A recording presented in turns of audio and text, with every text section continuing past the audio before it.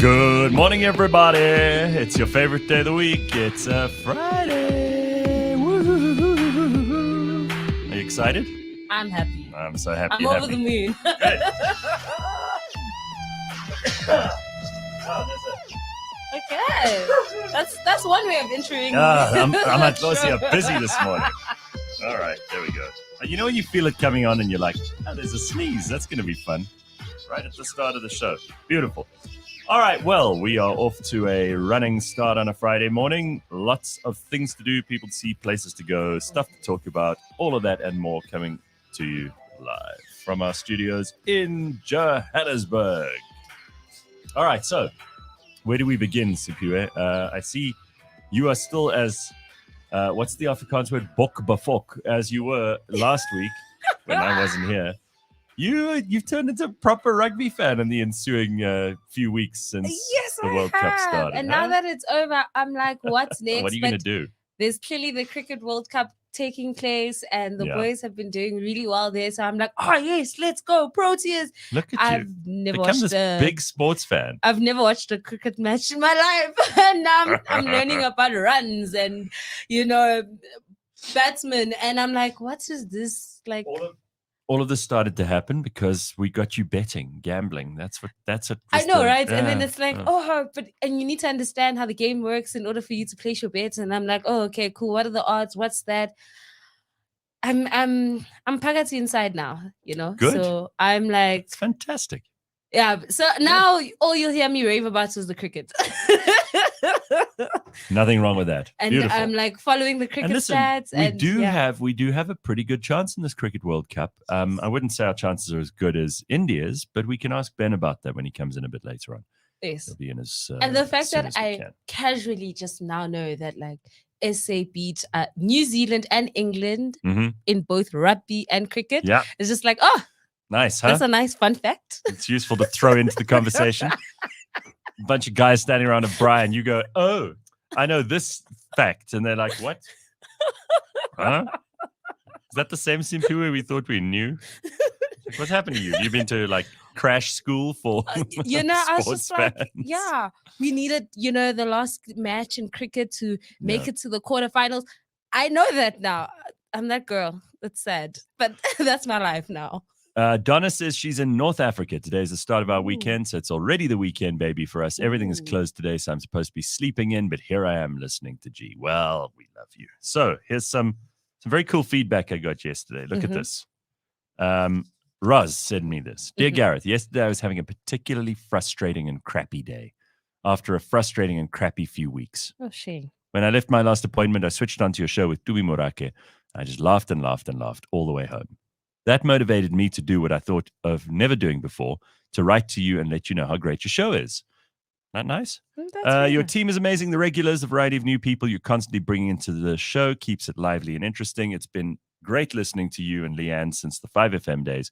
To mention just a few, Pumi Bakabantu Lebang, brilliant Ben, just gorgeous. Also Simphiwe, I'm not a massive sports fan, but like her, I could listen to the sports talk for hours. From a mortal slogging it out, this world has gone mad. Yes, Bakabantu, I agree, the end is nigh. Thank you for a show that's not only entertaining and informative, but also can lift my spirits, give me a great laugh, and make me realize that most of the crappiness is usually quite irrelevant. Isn't that nice? Oh, that's a great way to start my Friday. I like it. I really think that's great. So, let's start this morning off with a couple of things that are in the news. And we're not doing politics because it's Friday. We don't need to do politics on a Friday, which is always a relief. Yeah. Let's see what's happening in the world. So first thing is Westlife wore Bok shirts at the Cape Town concert. Come on now. Because they know their crowd. Yes. These guys are professionals. So I actually spoke to Ati van Wyk yesterday because I'm going to see them tonight. Ooh. Yeah, he sent me this picture.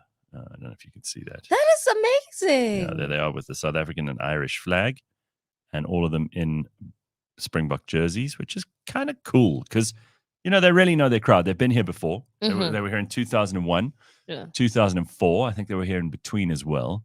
And they're back again. And people clearly love them and they love South Africa. So how cool. I love that. Yeah. I mean, the Boks are currently doing like a whole country. Did you see the crowds? Yes, I did. And the fact that the How train station was like, they're giving away free trips if you go to the airport to welcome the Boks. I was like, yes, this is how you get the whole of the South to like be like, yes, we did it. Absolutely. And then now they're doing the whole tour. They started in Pretoria yesterday. They were in Brom. And you know what I then did, Gareth? What was that? Because now I'm a sports fan and I'm doing this research. I started looking up like, which are the schools that can produce the next year Khaleesi's, you know? Oh, look at this. All right. Go on. So I was like, okay, cool. I started doing research and I found like the top 10 like highest Springbok producing schools in SA. Where are they? Who are they? So in 10th place is Wynberg. They've produced 13 Springboks. If I'm not wrong, that could be Ben's old school. We'll find out. We'll ask him. And then in 9th place, we have Grey High. Yes. They 16 Boks have come from there. Not surprised. In 8th place, we have Maritzburg, 17. Maritzburg College. Yes. Okay. In 7th place, we have Rondebosch. Very good. 18. Okay. In 6th place, we have Pearl Boys with 23 Springbok players. Paul Boys. Yes. Very good. Okay. In 5th place, we have Paul Gymnasium. Oh, Paul Roos Gymnasium. Ooh, that's only in what place? I don't know. I just know 5th. that. No, that's 5th, yes. Okay. Oh, and they've produced 30 Springbok players. Yeah. Well, somebody here, JP, said he thought Paul Roos would be at the top, but no, only halfway. No, in 4th, we have Sachs, which is 32. Right. Cape Town.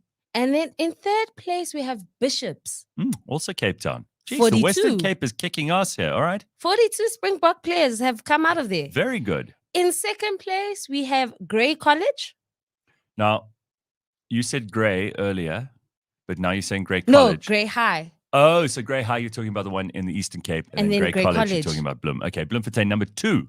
With 46. Yes, okay, good. So if your child is there very good. And they're playing rugby, they've got a chance. They have a really strong touch. Yeah. And at number 1, it's Paul Roy's. No, then I fucked it up again. So Paul Roy's Gymnasium is number 1. Is number 1. Okay. What? Yeah, with 54. So what was the other Paul? Gymnasium. That's 5th. Oh, so this is, which one's this? So there's Paul. How do you spell it? Paul, like Paul, yeah. Paul. Mm-hmm. And then there's Royce, Roos. So that's Paul Roos. With 54 Springbok players at number 1. No, I'm confused because I thought there was only one Paul Roos. There is only one. Yeah, there's the Paul Roos Gymnasium. So I don't know. Someone must clear this up for us. Maybe in the comments section. I'm not clued up enough to know. I know there are 2 Greys. There's one in Eastern Cape and there's one in Bloem. But those are like the top 10 highest Springbok producing. Right. So if you want to see your son one day be the next year Khaleesi, this is what you have to do. Get them into one of those schools. And if they're currently in those schools, push. You know, they could also be the next, Faf, I guess. Okay. They could, but those are like, I was in it. I was like, I even started researching who the top 5 like highest players, but that's going to change now because they've won the World Cup. I saw a video. This might be quite interesting for people too while we're still coming down from this incredible Springbok victory. But Ryan's got a friend in Pretoria who saw this. Let's look at this crap.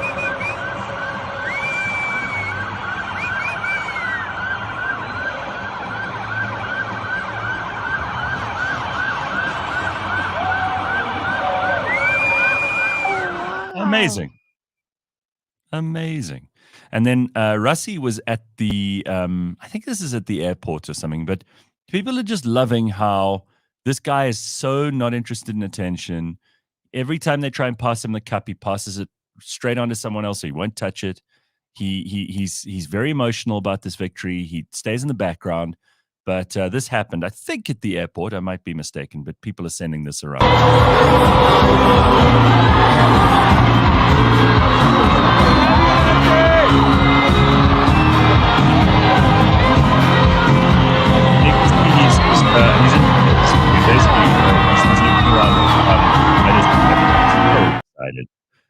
But still, like, more emotional than excited. So I'm sort of bring a tear to his eye. It's beautiful to see. Lovely, You know, right? they have a few weeks to just relax, and then they're gonna be back at it. No, it's lovely. It's very, very sweet. But this is gorgeous. But yeah, amazing. So we've got people saying Hatfield Square was stupid packed. Oh yes. Rassie was chilling at Doodles in Blouberg in the Cape last night. Oh, So he's wow. already in Bloubergstrand. Oh. Dud says, I played Paul Gym in primary school. They fucked us up barefoot 60-something nil. That's why they're the number one rugby team or rugby school in the country. Yeah, okay. Okay, so one is in Stellenbosch and the other is in Paul. Okay. All right, very good. Thank you, guys. I knew somebody would know this. Yeah. Learning new things every day, like learning Absolutely. the rugby culture that Very good. I did not grow up with. So, No, but this is the whole point, right? Learn new things, Yes. discover new passions. Love it. yes. I went to a birthday party last night. Oh, nice. And yeah, it wasn't a late night. I mean, I was home by 9:30, 10 o'clock. I've got to be disciplined about I these have a things. question, Gareth. Yes. So I know because I'm still young and, you know, like financially, everyone in my age group is still, Mhm. we're still trying, right? So when someone has a birthday party, most of the time when they invite you to a dinner, there's the first assumption that you make until they clearly state that they're paying for it. Yeah, Is that you think I'm paying for this Yes. for my account. Yes. Which is why I would understand right now a lot of people don't have money and they'd say, well, I can't make it. yes. Right, straight up. But Mhm. the older you get at your age, when you get invited to like Yeah, you can go on. and at your age, when you get invited to like a birthday dinner, does the rules change or is it the same?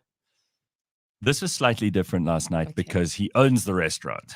So Oh. that makes it so everything was on the house. Okay. But I'm always asking this question because the whole arrangement around birthday presents has changed. hmm So I was used to feel that it was absolutely unquestionable and essential that you took a gift, even if it's a little thing, like a token gift, some sort of thing that's just got some sentimental value or whatever. Yes. You don't have to spend tons of money. hmm But what I've started to realize too is that I think a lot of people are, as you get older anyway, hmm far less worried about what the present is or whether there's a present or not, but your presence being the Yes. present. Because for obvious reasons, the things we've just discussed is there's not a huge amount of money flowing around. And if people are a little bit tight on cash, personally, I would rather still see the people I want to see. I mean, it's costing them petrol to get there or transport fees or, whatever it is. hmm I'd still rather see them than worry about whether they're going to bring me some gift. And for anybody who is around my age, by now, you shouldn't be getting like gifts that you actually need. You should have bought those for yourself, or you should have given up on those ambitions if they were very expensive things that you can't afford anymore. And it should be about the people that you're around. So there are a couple of weird things that happen there that change the dynamic slightly. Also, I hate going to a birthday where everybody just throws their presents onto a table. Sometimes they're not marked who's it from. I like to thank people when I get things, and it frustrates the hell out of me if I've got a whole bunch of presents. I don't know who gave me what. And then they all get mixed up and you're not sure. Thank you so much for the gift is not really as good as thank you so much for that bottle of wine or that, lovely card or whatever it was. But I do think it's changing. And I think a lot of people aren't so bothered by presents. There isn't really as much emphasis placed on those. I took this friend of mine a bottle of tequila. He drinks it like I do. I mean, nothing fancy, nothing super, super expensive. Just something that I knew he would use. But it was nice. Just a few people. It wasn't huge. But you won't believe who the band was. Dr. Victor and the Rasta Rebels. And they are as tight as ever. Wow. Yeah, Dr. Victor. Sure. They did covers, but like some of the best covers I have heard. Sounds like an amazing night. My God. I mean, I don't know, whatever they charge, they've got to be worth it because Dr. Victor, I mean, I've known about this guy for 30 years or more. Sure. He's like an He's a big institute. deal, yeah. And he's got new, fresh, young people in his band who are awesome, very talented, bass player, drummer, guitarist, 2 vocalists. It's superb. It's really, really good. And like there was a small crowd of people, maybe 40, 50 people. Sure. Totally mixed ages from, there was a 10-year-old to like a gogo in her 80s. Very mixed up crowd. Very small, intimate sort of gathering. But to have Dr. Victor and the rest of Rebels there was very cool. That's a big deal. Yeah, it was lovely. And I think like that's the way to do birthdays. Keep it small. So you don't go out of control with expenses. Have nice food. Don't worry about, let people, if you can afford it, let people come and enjoy it without having to worry about them paying. And don't expect a gift, because it's really, it's enough for you to be able to invite the people you love, have them there, have some nice music, you lay on the food and drink. It costs you a bit. You only get one birthday a year. Yes. Don't you think? Yes, I totally agree with you, Gareth. I mean, I am the queen of like birthday lists. I know, but you still ask and you will receive. That's how you are. But I believe in asking. But I'm with you like 110% on the actual day when we go out for lunch or dinner or whatever we're doing. I really don't care about the gift. It's the fact that you're there. It's the fact that I'm there with like my loved ones having fun on my birthday, and it's my day. The one thing I do have is, and I do believe in this, is that if I invite people for lunch or dinner and it's my birthday, I'm leaving my wallets at home. That's the only thing I ask. Yeah, but I think that's fair. And I also, if you're going out somewhere, I preempt them to be like, oh, as the birthday person, I'm leaving my wallet at home. I don't care about anything else. I just took completely the opposite tack from you. I'm like, if it's your birthday, you should pay for everything. You're like, no, everyone else should pay for everything. Okay, so we completely at loggerheads in that one, but whatever. Yes. Shame, I see Leon Schuster has had some kind of health setback. Ooh, Betunana, what's going on there? So I saw him maybe 3 years ago. Sure. 2? I don't know. All he did was, he's a lovely guy. I love Leon to pieces, but he was just moaning about his back. Like, oh, yeah, my back is fucked. Is it from all the years of doing? No, he's Thanks. So I think he actually had some injury from something. And like, once you go for a back op. It's tickets for you. Because. It's tickets. Yeah, it's so goddamn finicky, that back. And there are so many things you could do before you have to go for a back op. So when you go for a back op, it means it's serious. Yes. It's like, that's the last resort. And you mess with that central core stabilizing. You will never be the same again. Yeah. So the poor man has just had another back operation. He said it's not going well and people must pray for him. He was in good spirits just a few days ago. He's 72 years old. And he sent a video message to his fans. He said, I'm lying here in hospital and I feel good today. Urging rugby fans to stand behind their national team because it was just before our victory. He said, all that matters now is winning in the World Cup. In August, Leon released a version of the Bok anthem called Bok Machine, a ditty along the same lines as Ikomi Boka, which, I mean, I must have heard 1,000 times in the last couple of weeks. Oh, yes. I went to the flea market in East Rand Mall. They come the Boka, they come the Boka. That's the only thing that they were playing. Wow. I was like, yay. So, this guy, let me tell you, he is a very, very cool, colorful, beautiful part of our national tapestry. And while he may not be everybody's cup of tea, and a lot of the stuff that he did courted controversy over the years, I will always stand up for Leon.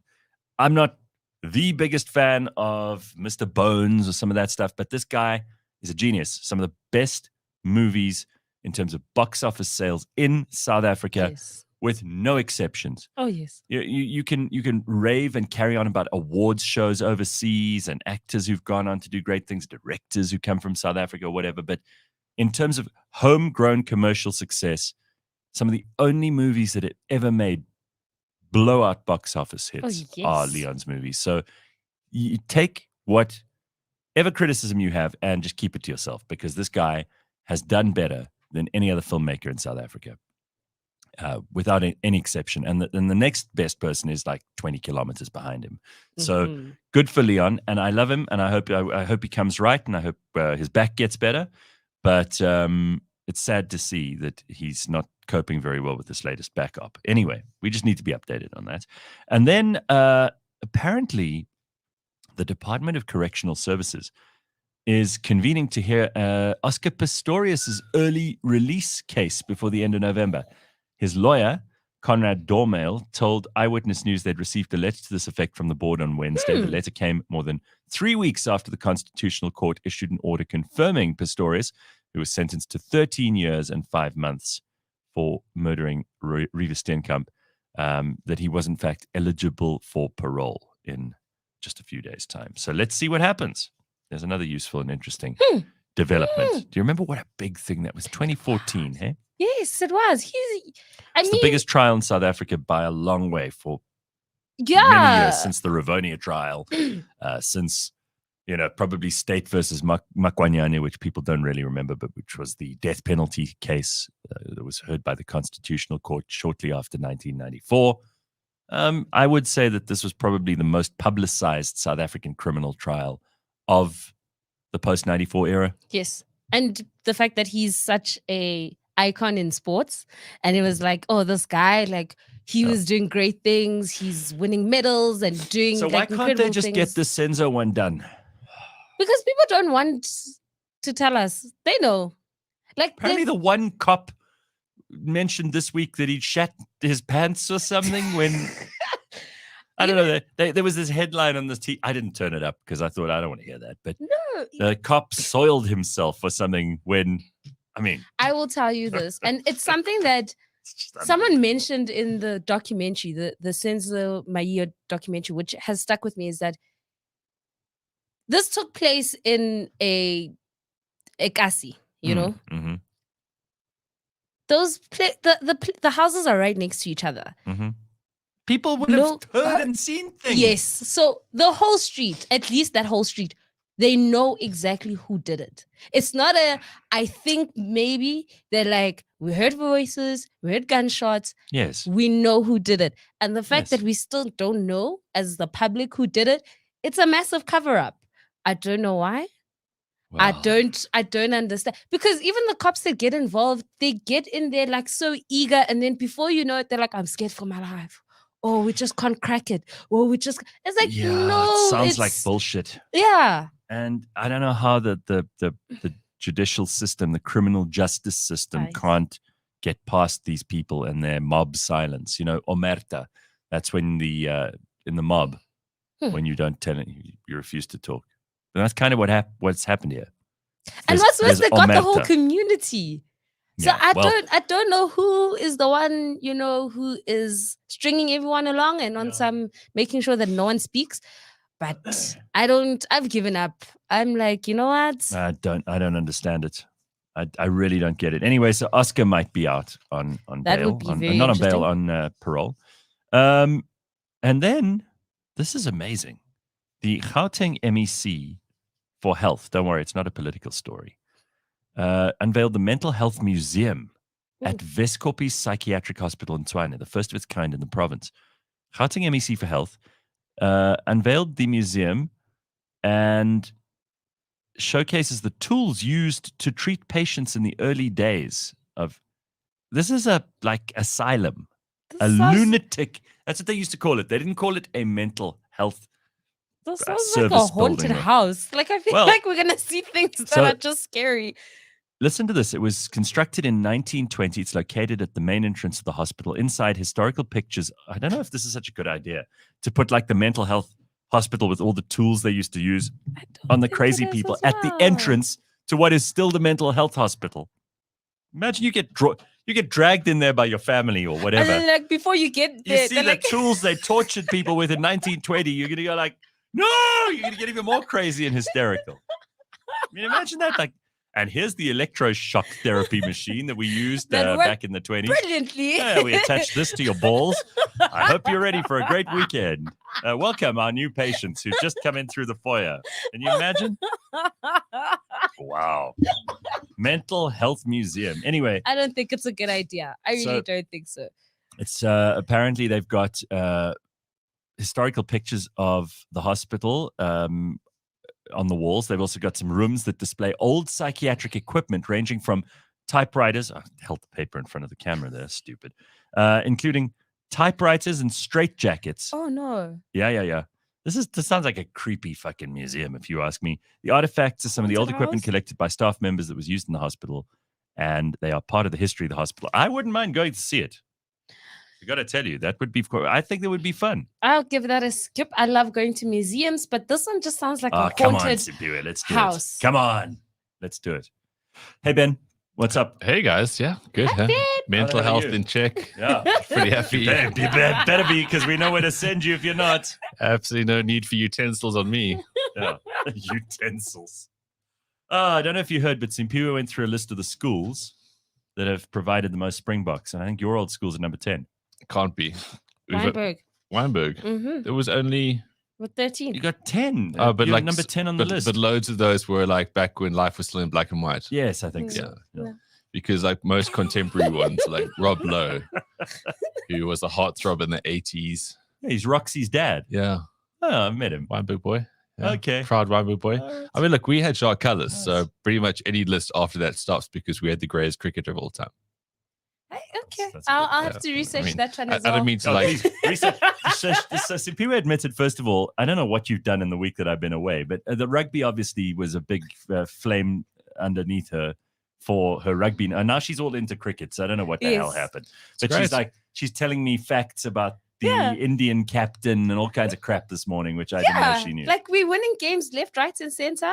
You know, we had a game on Wednesday. We won it with like 190 runs, if I'm not mistaken. Come on now. Like, we're doing something over here. And Ben, I did say to her, you can correct me if I'm wrong, but we might even not do too badly in this World Cup, provided we don't get our mental, you know. Well, guys, we have this famous history of choking. We can get straight into it if you want. Yeah, I mean, let's do it. Let's just get straight into it. Look at how excited Simphiwe is. I heard that you guys just basically talked sport the whole day on Friday. Yes. No, I led a balanced show, Gareth. I'll have you know. And but it was like just come in here and open a beer and. I'm not saying people were complaining. Everybody said it was great. So it was very balanced. We spoke about suicides mostly. Actually, the first half hour we spoke. Did you have a comedian in here? Did you have a comedian in to talk about suicides? Because that's what I do when I want to talk about suicides. I invite funny people. Before I know it, they've unburdened themselves of all their mental health problems. You really should put a couch in here for the comedian section, just so they can lie down. Can I also just unwind. Say, in some of the conversations with the producers, and they're like, which guest should we get for Friday's show? I've adamantly been like, no more comedians, no more, please. Like, they really don't. Yeah, they just depress everybody. Yeah. Well, Gareth, you know what? You actually there's the live show of all live shows, right? These comedians need work mostly.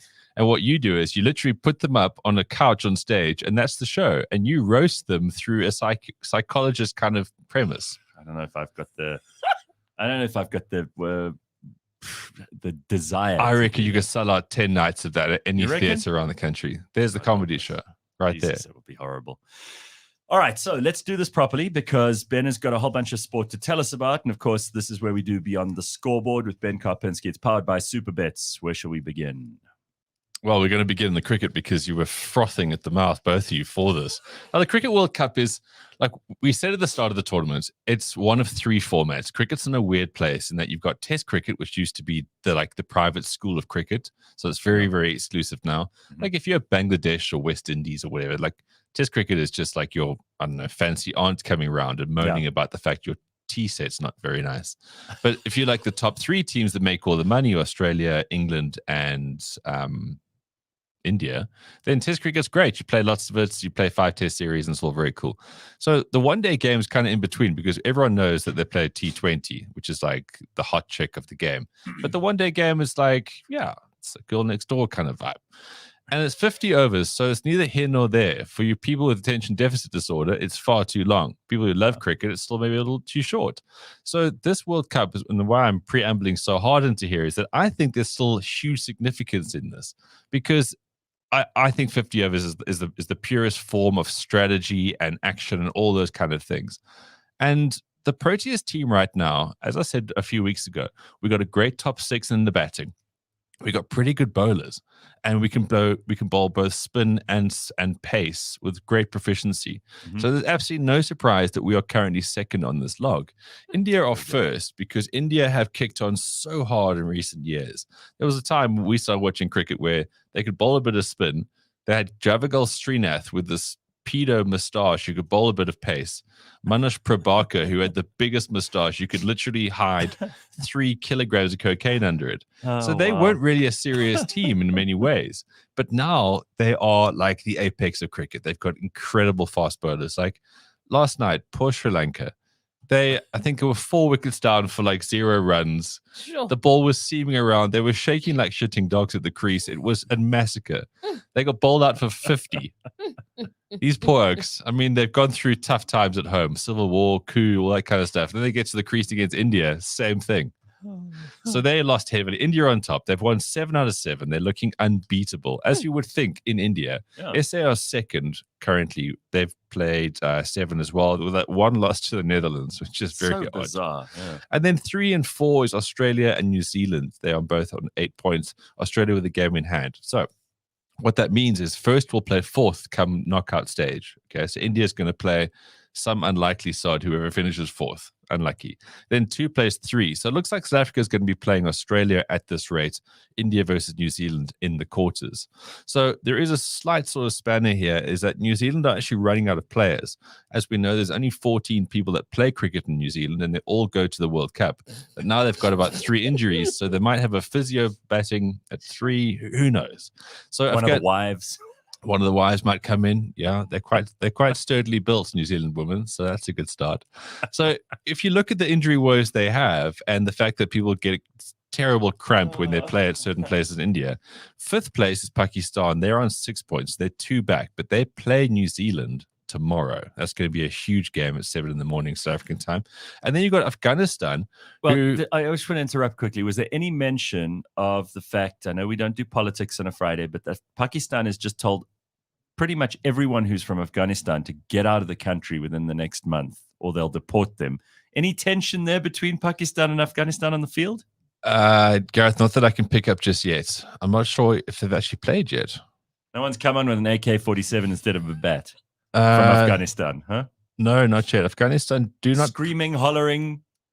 Okay, they've already played... Bearing anyone up to their neck and throwing stones at them, no? No, they've already played Pakistan. Okay. So that game's out of the way, thankfully. That's probably why they waited for the announcement. No tensions. But yeah, Pakistan aren't what they used to be. They used to be quite, quite dashing and had lots of talent, but they just don't have the depth.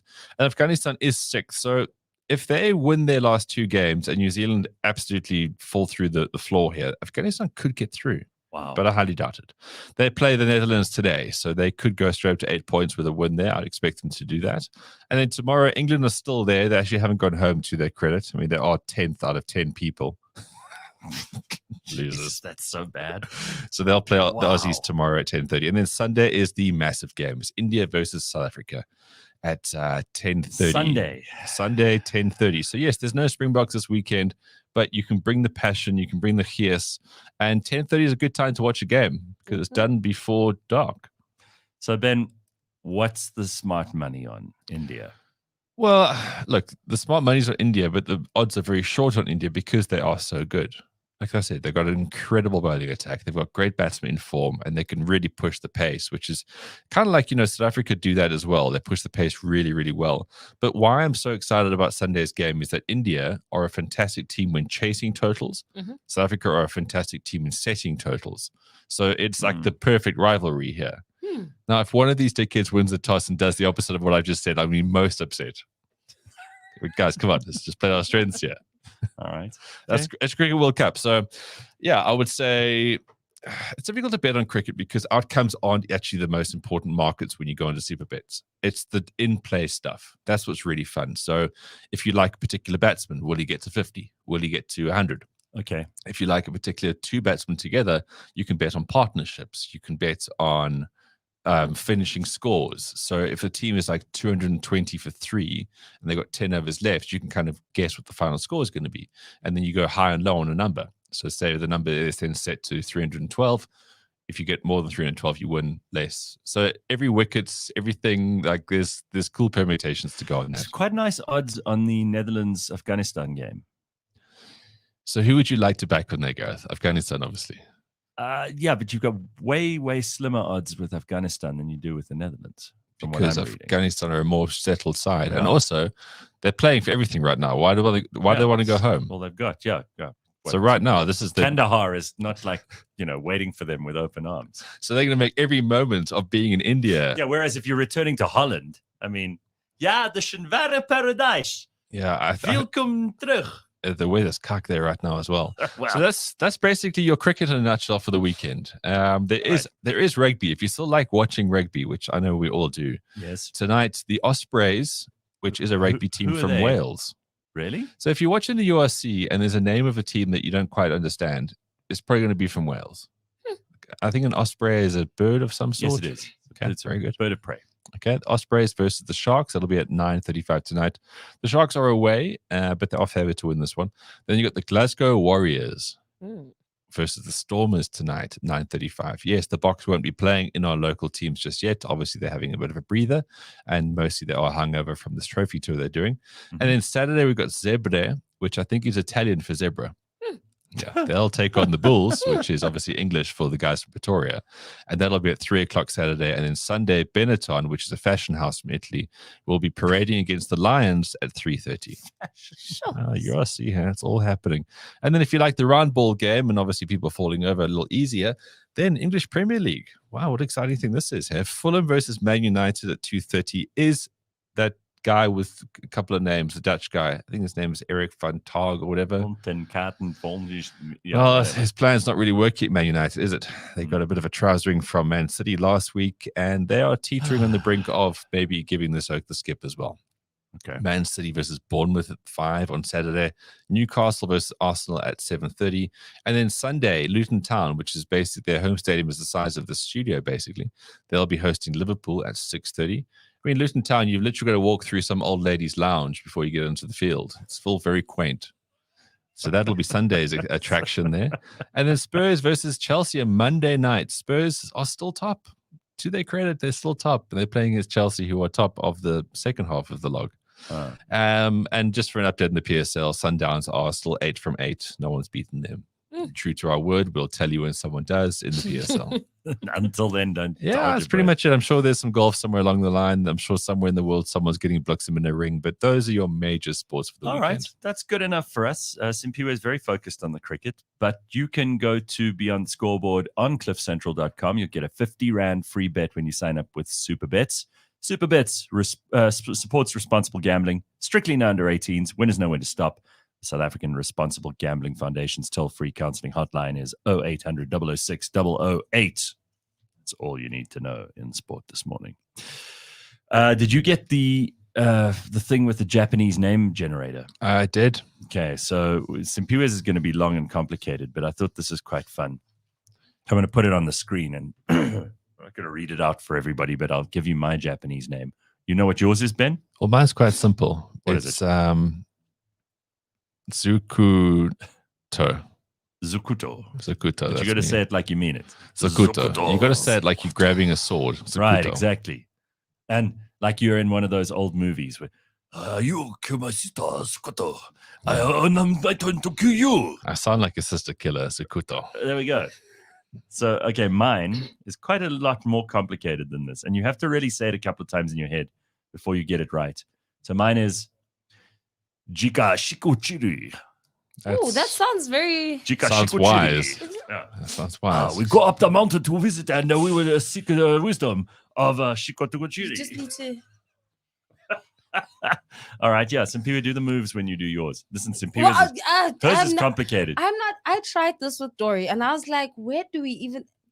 I was like, do I just break it down. Just go bit by bit. Have you written it down somewhere? Well, I saw how long. Hopefully not in your hand. She's got her notes. You got to do this. I mean, one of my friends came up as Shimozu. So I think that's a good name because you could remember that as well. Shimozu. Okay, so of course it's all bullshit. I don't want to have any Japanese listeners call me up suddenly making this shit up. This of course is not my mother tongue, please. So I decided to go with Sims because some people. Yeah, too long. Damn it, I want the full thing. No. I do. I want you to play your linguistic twister getting this one out. No, because I'm just like, it was the one time I was like, why do I have an 8-letter word? Right? So if we go with SIM, which I did right here somewhere, it's Akiri. Akiri. That's all right. You have to go full form from there. No. It goes. So- So I'm just like Akiri, and I even had in my mind like Akiri, the story of Simphiwe. So one of my friends is an I can see the letter, dry eyes. an 8-letter name. So I had to record it. Here it is. Listen to Oh this. no. Yeah, here we go. Kashimo Takituku. See, look how rewarding that was. When you play the long It's game right. in life, Simphiwe. I mean, yeah. I like the Akiri.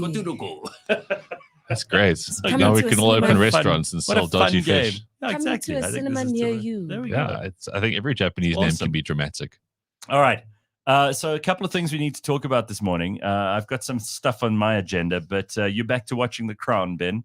You I didn't think I was going to do this, but here we are. Okay, wait, what got you into like, hey? is there a new season out? Is that what's going on? There's a new season coming out next week. Oh, so you're Season doing the 6. press. You're doing the groundwork. So season 6 coming out where Diana dies. Oh. Spoiler alert! Yeah, she dies in the car. Oh, So now no how one's can you going to like watch. what's wrong with you? What's wrong with me? Like why? Yes, I'm but wondering what would happen to her. so I kind of fell off with The Crown because it just kind of plateaued a little bit too much.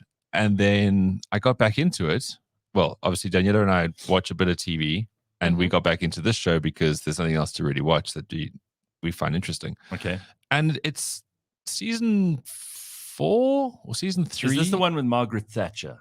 So the end of the Margaret Thatcher era was great. Yes. It was so well cast. Everybody in The Crown, the whole entire cast was brilliant. Okay, so Gillian Anderson, Yes. she was a really great Margaret Thatcher, and it was a very interesting time in Britain. Mm-hmm. And then season 4 starts, and like Charles is far too handsome. Small, normal-sized ears. The Queen. Tony suddenly, Blair is in there, and we remember how irritating he was. Well, I haven't got to Tony yet. I'm still on John Major. Maybe he's in the forthcoming one. Must be. But I think I started doing radio shows somewhere in the Tony Blair era, and Right. he's really annoying. Looking back now, He's very. extremely plastic Yes. and totally like nonsense. Yeah. And most of the things he says aren't. It just comes really- across as a He's just a But if you see animated it, dude. if you see but it in the he's so context of The fake. Crown, He was the last fake politician because after that, politics changed, and you just couldn't be like that and not get laughed at anymore. So he'd go up and, people of Britain, I am so pleased to be your prime minister, and yes, we're going to invade Iraq, and many people will die, but it's all for a good cause. but Happy Red Nose Day. That was the kind of thing he did. But watching The Crown in those episodes brings you to a point where he almost makes sense because that's where society was kind of that's what going. it was. Listen, I'm not going to fault the 90s. Some fun stuff that happened there. And It really the early was. 2000s, actually probably a better time. It was. Yeah. So in the season I'm on now, everyone's cast quite badly. Yes. Like, firstly, Camilla was cast well too well. Like, this girl was kind of passable because Mhm. Camilla was always the bit of a back of a shed. Let's be honest. And this woman has some sort of traits of attractiveness. But Charles in the season is far too handsome. This guy's not even trying to put an accent on. And then the Queen's got very beady, dodgy eyes. Mm. Philip looks like he's about to die already, which is way before he was actually going to die, which was obviously last year. Maybe Yeah, that's they made the him Mandela very, effect. very old, very Very quickly. very quickly. Yeah. Yeah. It's almost Mm. like they wanted to kill him off and just hope for the best. But what I found interesting is that obviously knowing sort of parts about history, but then you don't know where the Al Fayed family comes from. Mhm. Like, I had no idea what their background was. I just Mm. didn't. So you can't care about everything in life. But also you realize like how fucked up this family was. And they never actually had a chance of being normal. So there's the Queen and Philip have 4 kids. Yeah. One of them no one ever knows. The youngest one. Edward. No one even talks about him on the show. Like, he had a little role where he told no one cares. Yeah. no one No one cares. cares. And then you got, so there was the A team and the B team, basically. There was the two Anne and older ones. Charles. Yes. And then the leader of the B team ended up being Pedo Andrew. Yes. Prolific pedo. Oh. And you look at all of those kids and you think like Lizzie, the Queen, was amazing. She was a great queen, but she Mhm. must have been a pretty shite mother. And then She you got wasn't Philip. really involved. It wasn't really involved because those 4 kids were terrible and they all married horrific people. Like, Diana was so broken and flawed by the time she got there. She was never going to amount, I mean, to her credit, I'm sure she tried, but she was never going to amount to be a great wife to anybody No. because her family was also horrendous. It was just a time where British people just didn't care about their kids. I don't know if it was a post-colonial hangover or whatever, and they just spewed these insecure weirdos into the world, and then the royal family had the prominence around it. Yeah, and look, not great choices in like stable partnerships either. Terrible. See, what used to happen in royal families, Ben and Simphiwe and everybody else, is that your parents would choose for political purposes who you would marry. Makes So sense. Of course. if there was a princess in Schleswig-Holstein Yes. who had a few castles and some money and some land, obvious choice. And if It's there a was someone win-win. in Anhalt, Glucksburg, Soderberg, Augsburg, who was she looked like she'd been attacked by crows, but had a Wasn't a problem. had a sizable estate and dowry. Yes. So that one. And then she would just mill about the castle with her arms at tit height. Yeah. Reading books. Exactly. Or The dream. doing crocheting or whatever the hell. And she didn't really made an appearance every now and then, went like this on the balcony. And that was all you knew. So that's where royal families made a lot of sense. So in this episode last night, I think I watched, it all kind of hit home for me, is that royal family is all good and well, but they just don't have a place in modern society because they don't mix. And Andrew and all the other ones kind of keep going on about the fact that they're all so unhappy because they didn't pick the right partners for the system. And they keep talking about the system, but it's so different to real life.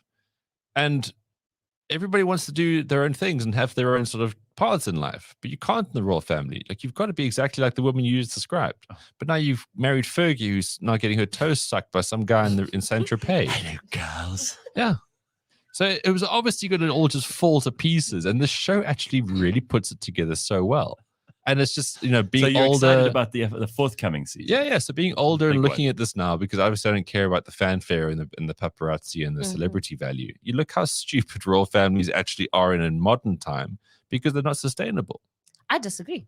Look, okay. Oh, controversial. Before you start, let me just sort of add to that. I said they're stupid in modern times because they don't work. I think anything in life that tries to promote sophistication, I'm all for. So that's why I still like them. But they don't work because I'm looking at it now as like a system. But you carry on. I think that's why they do work, because it is a system, right? They have the structures, they have the infrastructure, and they have the code of how to enter. Andrew was molesting children. I mean, that's the benefits of being part of the system. He was more than interfering. He was ruining lives. What I'm saying is that's the benefits of being part of the system. You get away with murder. Literally, you do. Okay, I see your angle. Okay. Right? I think murdering children's innocence. I think that they've just failed to adapt with how life has moved, right? I still think that if you are a prince, right, you might not have to marry another princess, but you also do need to marry someone who's up there financially, who understands, who understands when you talk about $1 million and they're like, oh, that's a lot of money. They're like, oh no, that's nothing. We have 3 billion, and that's where the two come together. I think because they need to speak the same language. I think you make another good point in that these days, a lot of it has to do more with money than anything else. And our real royal families of today are rich families. Yes. I mean, they've kind of replaced the old aristocratic families. Now it's just families who have lots of money. So is that why they were snubbing the Al-Fayed so hard? Yes. Because they were like new money. New money. People are still very mean about new money. I get it. Because they don't know how to behave. Oh, look at that. Let me tell you. No, they don't know how to behave. That's the chase. Yes. Let me tell you. Old money doesn't make a noise, right? It walks into the room and everybody's like, ooh, there's something about this guy. There's something about this lady.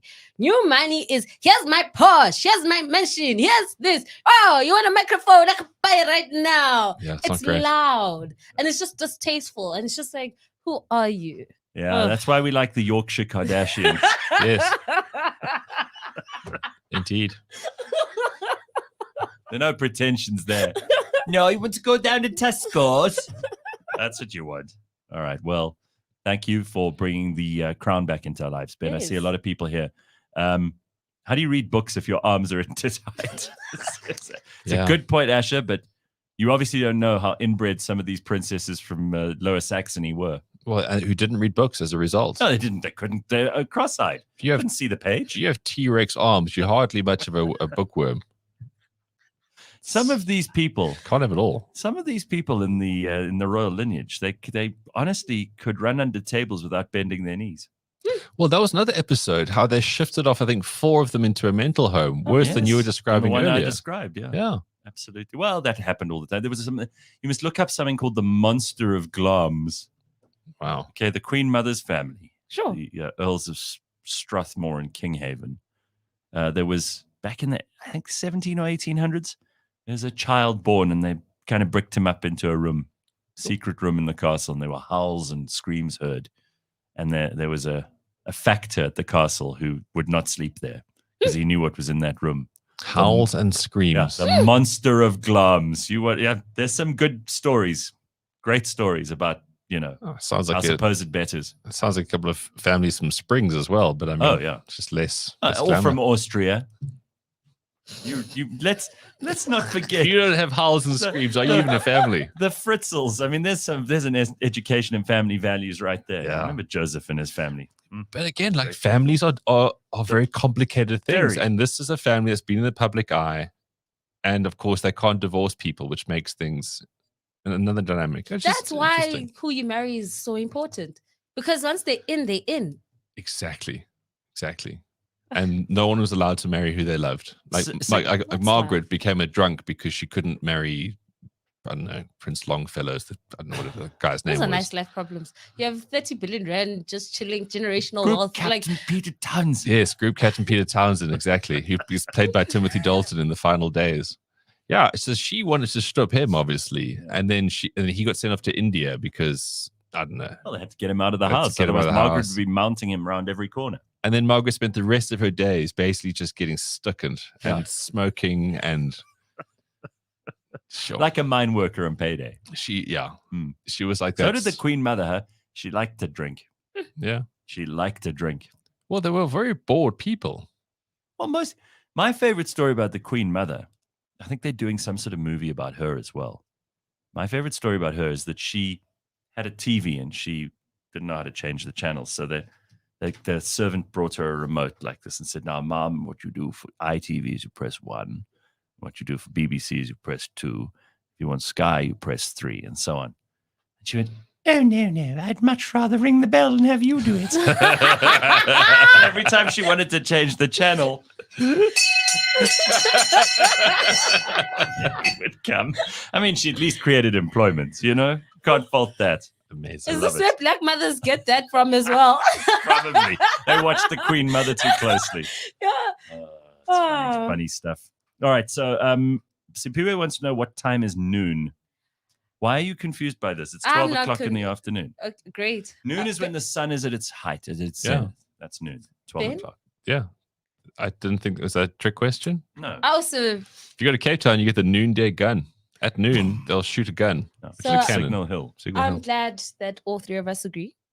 I did not think that this would ever be a real question until I watched a TikTok video. Studies show. Here we go. No. I watched a TikTok video and the guy was like, "So if we had to meet at a restaurant at noon, what time are you rocking up?" And the girl was like, "At 11. And I was like, I think this is just an American thing. So I asked some of the guys in the office, if you had to go out for lunch and I said to you, meeting at noon, what time will you rock up? And I got an answer of 2 o'clock. And I was like, wait, 2 o'clock? wait, what? Which morons in this office did you ask? So I just had to ask. Now I have to now this is me doing a full on what time is noon? Oh, Are people just stupid? Because I really thought name and shame, please. No, we need to know. No, we need to know. People have got to know. I find it's very important to know who people are, so I know how to spend my time in life. I can't now waste 3 minutes of pleasantries with someone who said 2 o'clock. I've got things to do in life. Just say. Come on, name and shame. Who said 2 o'clock? I shall not name and shame. No. Just know that they do work in this office. It can only be... narrows it down. So only 2 guys. The only 2 guys it could be. Wait, there could be 3. So it either could be Bakabantu, Khomolemo, or Ryan. You guys can try to figure it out. I'm but I'm just gonna glad assume all 3 of that I'm glad that you guys know what Steve time says is Steve says noon. it's Ryan. Vera says Ryan. In fact, Pretty much everybody who's had a 2 o'clock say is here. African time. African time. Is that what Yeah. some people are saying? Yeah, so Sanele say that. Like, no, guys, noon is 12. Thank you very much. Thank you. Thank you. Sure.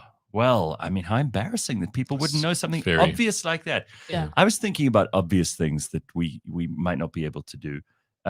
There's some skills I wish I had, like being able to tune a piano. Mhm. I think that would be a cool skill to Oh, have. yes. I'd love to be able to sew on a button, which I can't do. Can you? Of course. You can sew on a button? Yes. What, did you just pick that up from No, my- family or you learn it at school? No, my or- guy told me. It's like a thing. Okay, Like, okay. you know, so Makes that sense. instead of always having to take clothes to the tailor, you can That like makes sense. fix and sew your clothes up. So I'm button. stuck. If torn a button jeans. comes off, I'm in big trouble. Oh, my Do you word. know how to sew on a button, Ben? I've watched a YouTube video before and then done it. Okay. I mostly just watch YouTube. Not and hard, is it? teaches not the Is it hardest difficult? thing. No, it's not. Okay. It's just actually needs- quite simple, depending on like the. I could probably learn then. Like Right. Yes. I won't say I did a good job, but it stayed.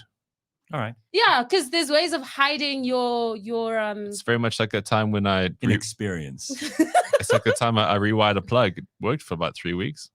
No, I can do that. I can Okay, wire a I plug. can- I can do that with my eyes closed. No, I can't do that. And I've never had any electrical issues as a result of putting a plug on things. No. I've never lost a person. You know.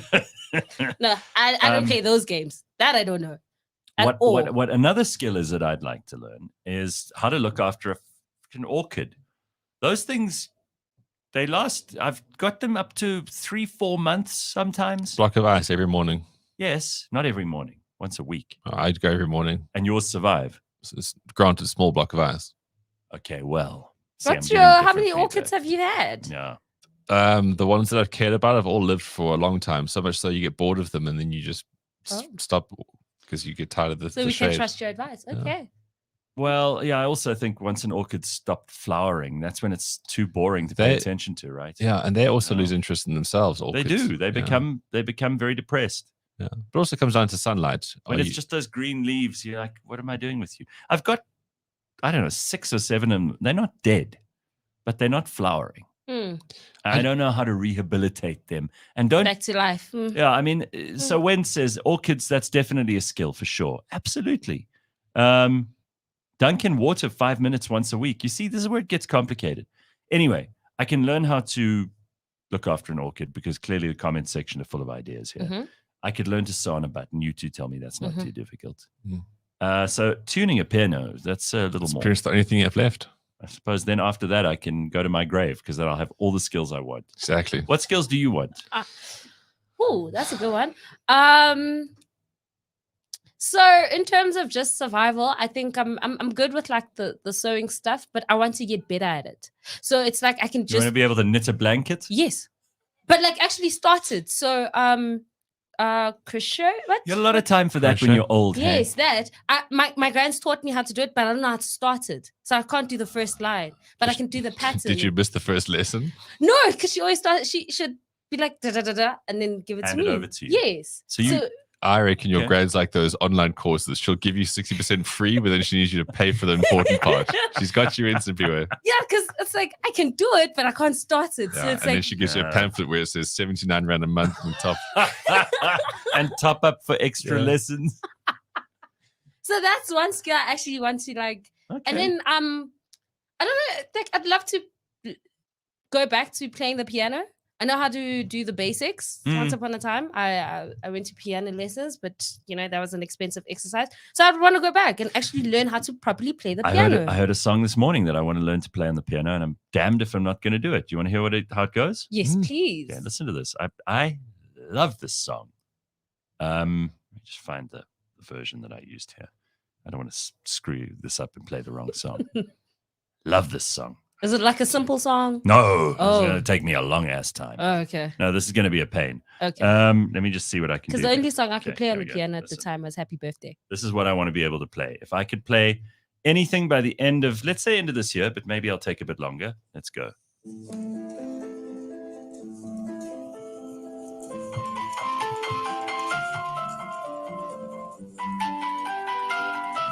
You think I'll get it right? I'm going to try. Listen to how it changes. Listen. Is Yeah. That's the good bit.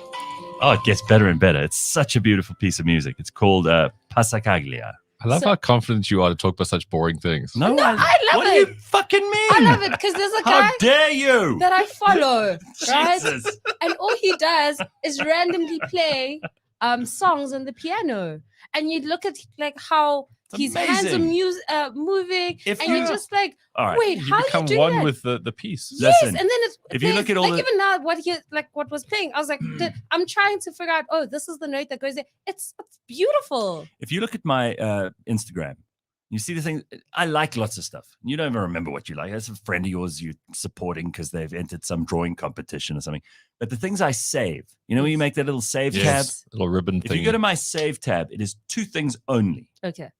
I only save music like this, which I find, or, you know, like some singer who does some amazing shit. It's all music.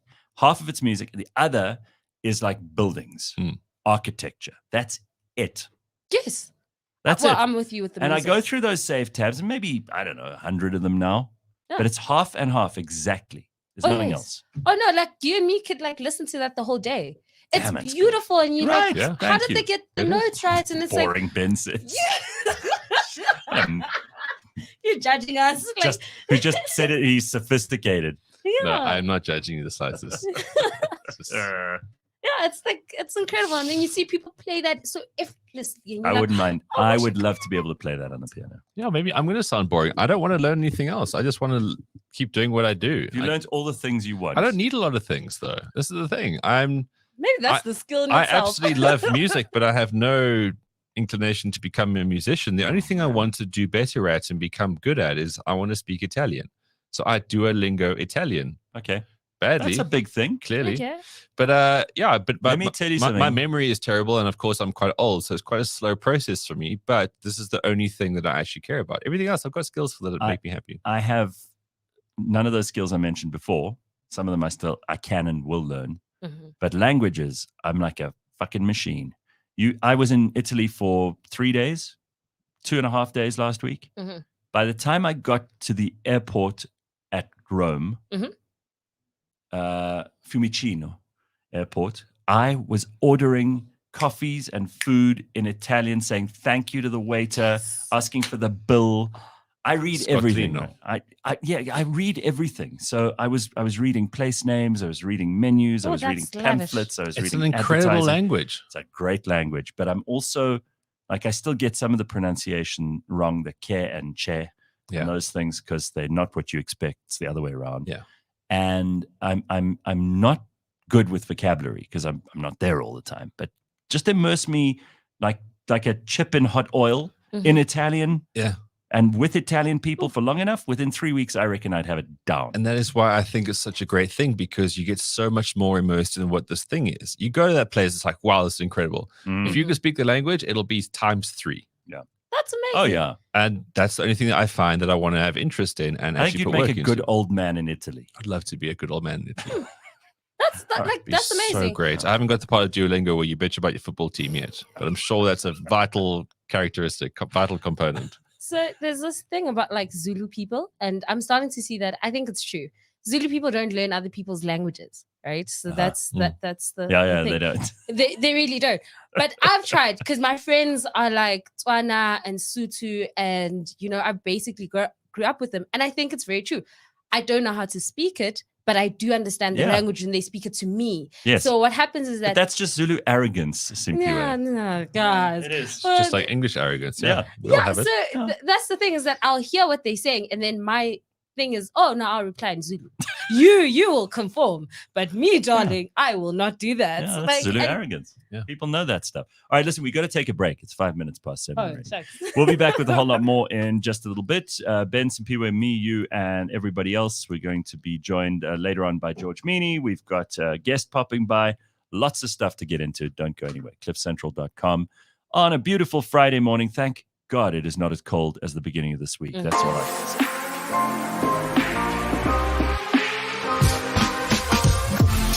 Haunted car stories which I found that I found on the internet and that I've heard actually. I don't know if do you believe in ghosts? Have you ever seen anything that's a bit creepy in your life before? Never met one. Never met a ghost? No. I've actually seen a ghost on camera. A true story.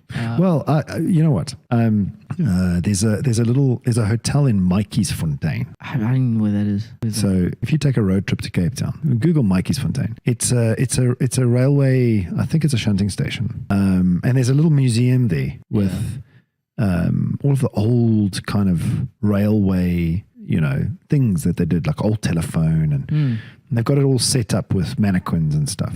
And it's pretty interesting. They've got an old bus there, old post office, old, it was like just a little Mikey'sfontein, small town.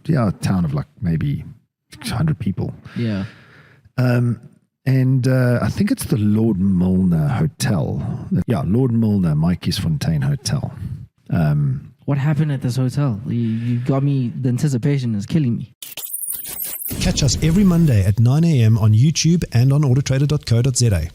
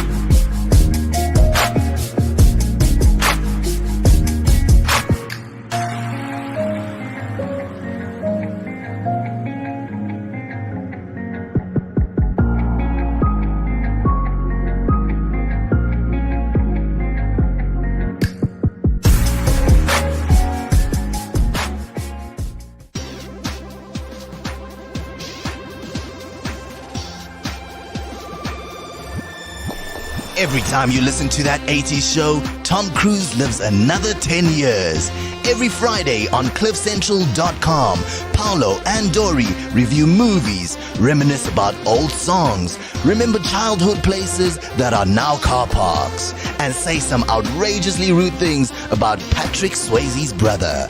That 80s show, new episode every Friday, live or as a podcast on CliffCentral.com.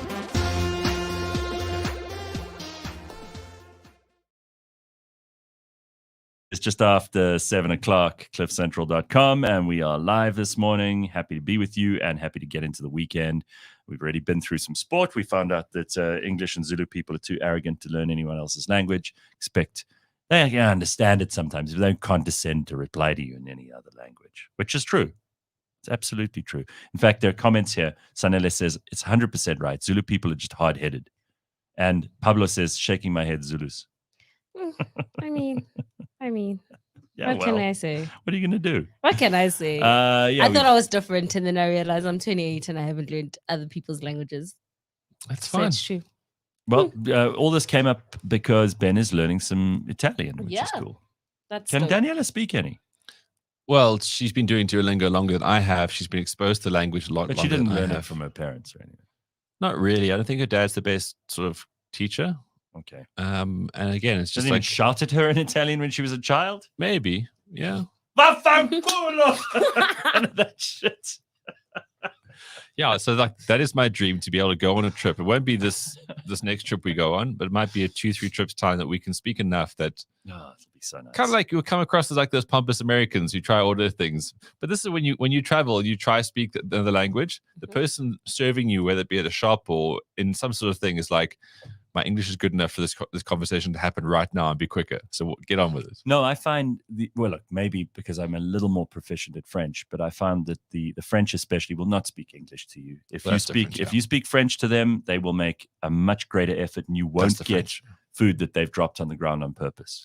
So they definitely will be nicer to you if you speak French. So I had some friends who went to the Rugby World Cup final last week, and they said, They have money, ne? Oh. yeah, Did you see what those tickets cost? Yay! just to kick off. Yeah. Once in a lifetime for some people. Yeah, of course. But they were saying that the French, these people are horrible. So the French lost the quarterfinals fair and square to South Africa, the better team. They were so bitter. They were still bitter. So 2 weeks later in the final, these French people went to the ground just so they could boo the Springboks. That was their. They spent minimum €500 to go and boo the Springboks. How much of a see you next Tuesday have you got to be if that's how you spend your free time? And everywhere they went, these French would come out to them and go, Springboks, boo. Oh my gosh, they're so losers. Get a life. And that is why, France, you've been in the final, 3 times? You never won because you guys are losers. You're small town village people. Assholes. Doesn't Sia Kolisi have to go back there sometimes? He's playing, I think he's racing 92. He's now got, yeah, I mean, it's a great career move. Yeah, of course. We were talking at the beginning of the show about the Springboks doing their little trip around the country, and everybody's very excited to see them. And I got to tell you, I've met with, and this is rare, very, very few, if any. I'm struggling to think of anyone who's been like, oh, well, it's not a big deal. People. That's cool. We've actually had a breakthrough moment here in South Africa. Let's just bask in this for a second. I know. If there is someone who's going to spoil this for us now, don't. Just don't. Yeah.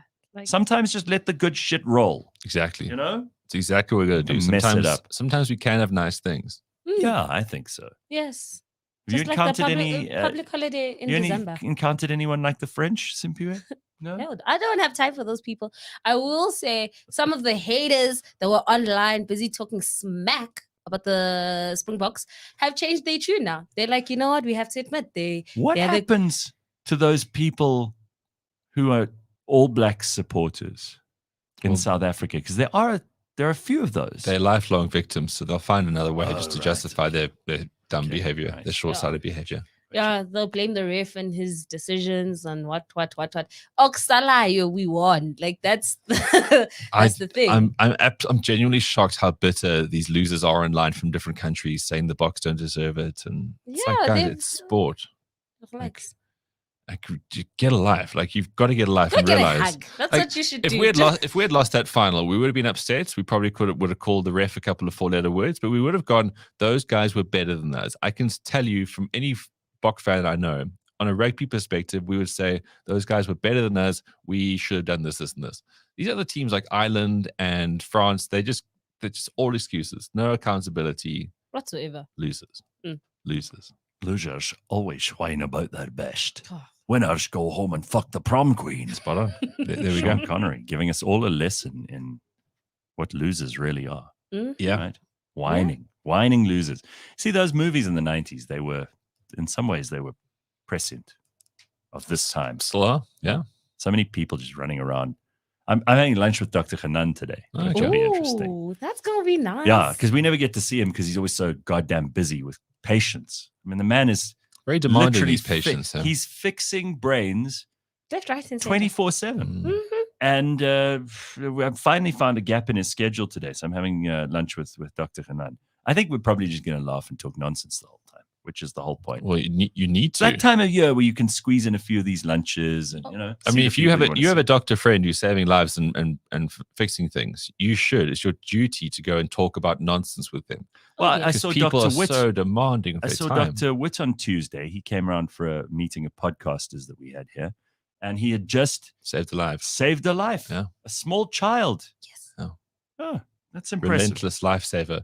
But every now and again, you don't want to have to like save someone's life. You want to mock them or Yes. get to know something about Oh, them. yeah. Especially people in those kind of professions. One thing you do, don't talk about how's your day. Like, No. just be like, life is a lot, but what we're going to talk about is X, Y, and You know, Z. today we'll talk bullshit only. Yes, because they It's a good talk thing. about it so much, and then especially doctors, because it's easy to be like, "Oh, so what did you do today? How's your arms?" And then before you know, it's like, I've had a cough for the past 2 weeks, and then they still working. Oh, no, but then it's like those comedians who come and unburden themselves Oh, okay. before you know it, right?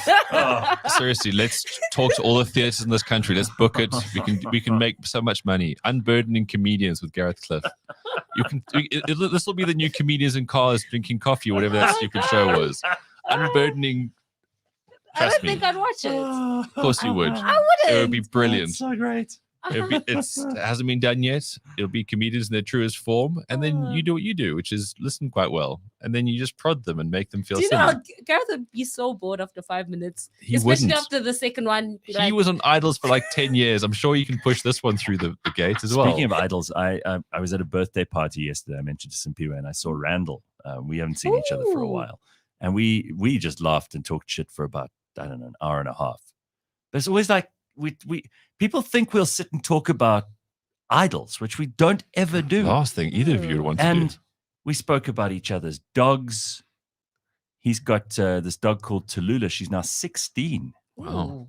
Yeah. It's a good diet. And here's a weird thing. I don't even know if he'll mind if I mention this, but I am going to the Westlife concert tonight. Ati van Wyk from Big Concerts invited me, and I'm going with my ex of 20 years ago when I last saw them.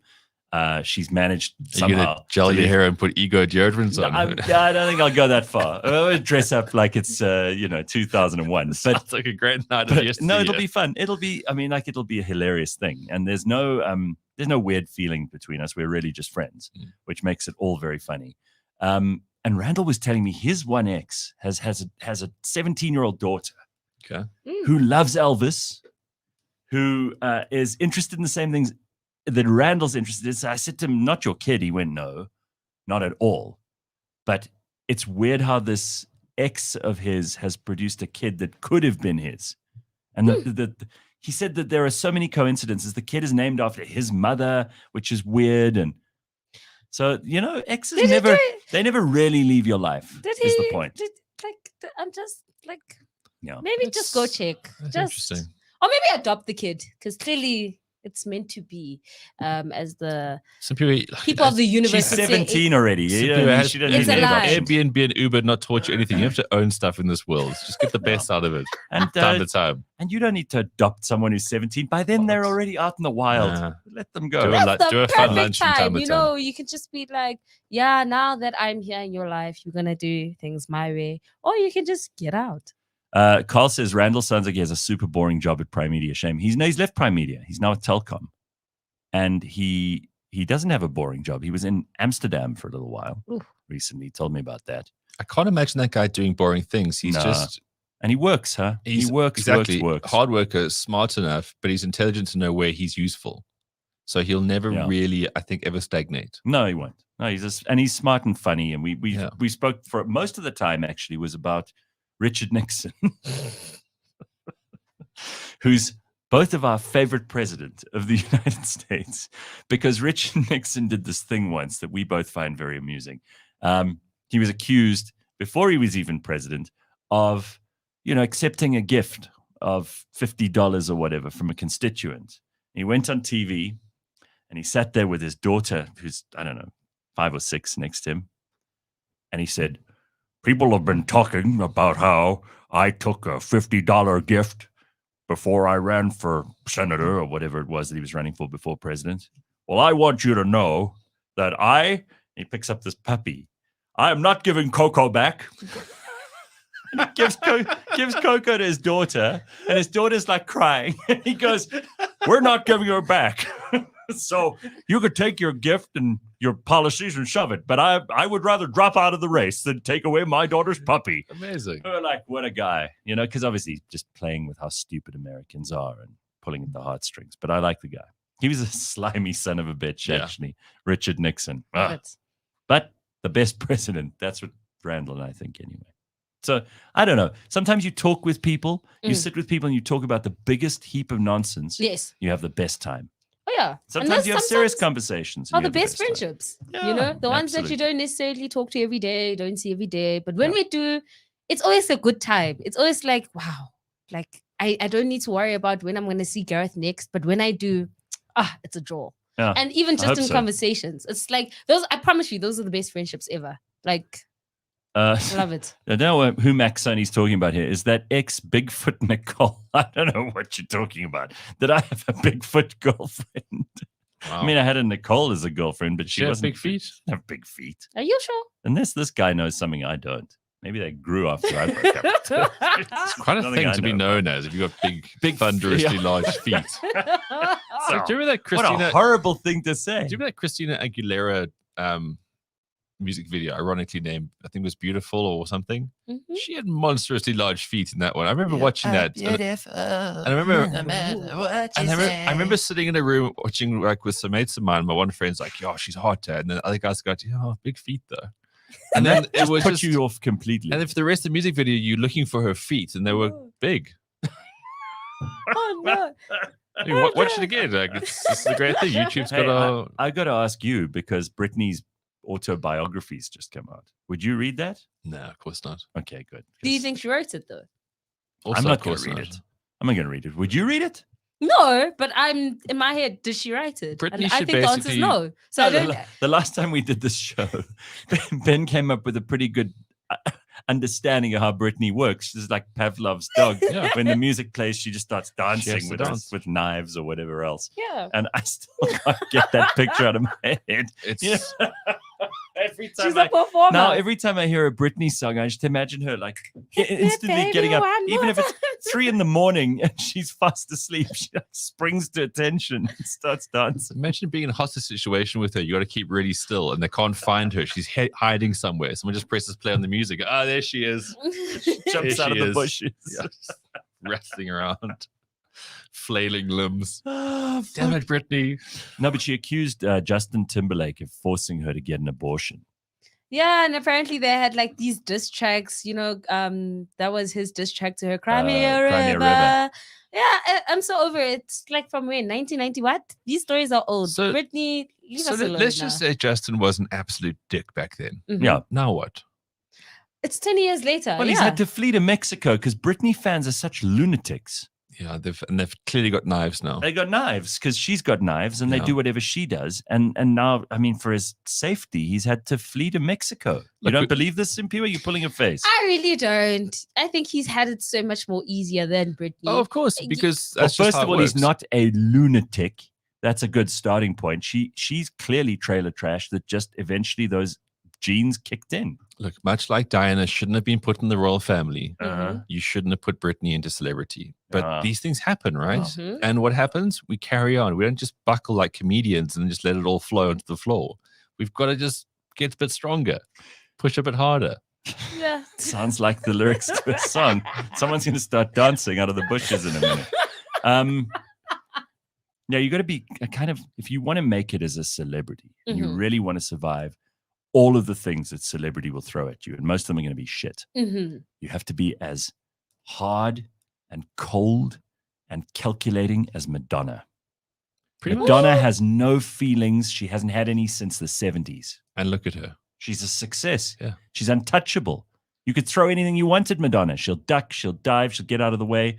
She'll go for plastic surgery, post hideous pictures of herself. She doesn't care. Yeah. She's got no feelings. But also the trick to it is stop dwelling on the past. Like that's my issue is that this relationship, when was it? In the early 2000s. Yeah, move on. Move on. Like Nobody I'm, cares. I'm so over it. It's like if they were dating now, then I'd be like, oh, okay, this Yeah. makes sense. Cry Me a River, it was a hit, it's done. We on to other hits. I don't need to hear the back and forth of this is what he did 20 years ago. Shut up. Yeah. How many pictures in Britney's book, says Carl? I'm shocked that she's literate. That's what I'm saying. Did she even write the book, guys? Does she have a proper? I'm asking the important questions. Did she write the book, or is it someone saying, "Oh, I was there, and I'm gonna tell No, Britney's story"? she probably and I'm just- dictated it to somebody and then they Oh. made it into It's- actual But- That's sentences. exactly what happened. They probably just turned all the music off for an hour and then they got her to actually just like recite stories. Tell us about your life, Brittany. Yeah. But is it gonna I mean, make? do you really think Prince Harry sat down and wrote that piece of bollocks? No, but at least he somewhat has a sane mind. I love Britney, I really do. But we also have to be honest. Is her memory going to be the best of the best? Can we trust her Probably memory? very hazy. Yes. So Yeah, but even you can the get her stories that entire she's memory out of sharing- TMZ though. You can probably go to TMZ's archives. That's and true. You can plug into Britney's mind. There's not much more to it than these different things because that's the level of celebrity But she was. but we want the truth. We want the this is why this. Okay, so here's my thinking, right? I don't think she had time to live a truth. She just lived what you saw. That's the problem. You see what I mean? Like the whole thing that you have to sell is like, I'm going to hear your side of the story that we've never heard before. I don't want to read another TMZ in a book format. I don't think she has that much to say. So I don't then think- don't write it's a like book. Michael Jackson, right? Was he was brilliant at making music and dancing and performing, but everything else he did hopelessly. Exactly. I don't think he could make a sandwich. Well, I think he molested quite well. Well, I don't know if he did it well, but he Allegedly. certainly did it. Well, he did because he had this whole hotel configuration thing. He would get the kids with him, and then his parents would be on the other side of the hotel. He would always pick hotels with fast wings. It's a lot of work behind the scenes. Is that what If you're you want to be saying? good at molesting, Gareth, this is it. You don't just rock up on game day. You got to put the prep in. But you wouldn't put that in a book. I think he was shit at Probably everything. Did you ever see that documentary about him where he went shopping for furniture? He just walked into the shop and he just went, I want one of those. I want 4 of those. I want 2 of those. Like a child who walks into a candy store and just grabs packets of sweets. Yeah. And then they put them in the truck and he wants them at his house the next day. And then he probably forgets he even bought them. Yeah. Doesn't even put them in the room that he wanted them in. I want 3 of those. Can I have 8 of those? We only have 2. Oh, no, then I'll take 2. There's no thinking going on there. Boring. Maniac. It's boring. It's like, then I don't want to hear your story. I personally don't want to hear your story. You know what makes for a good story?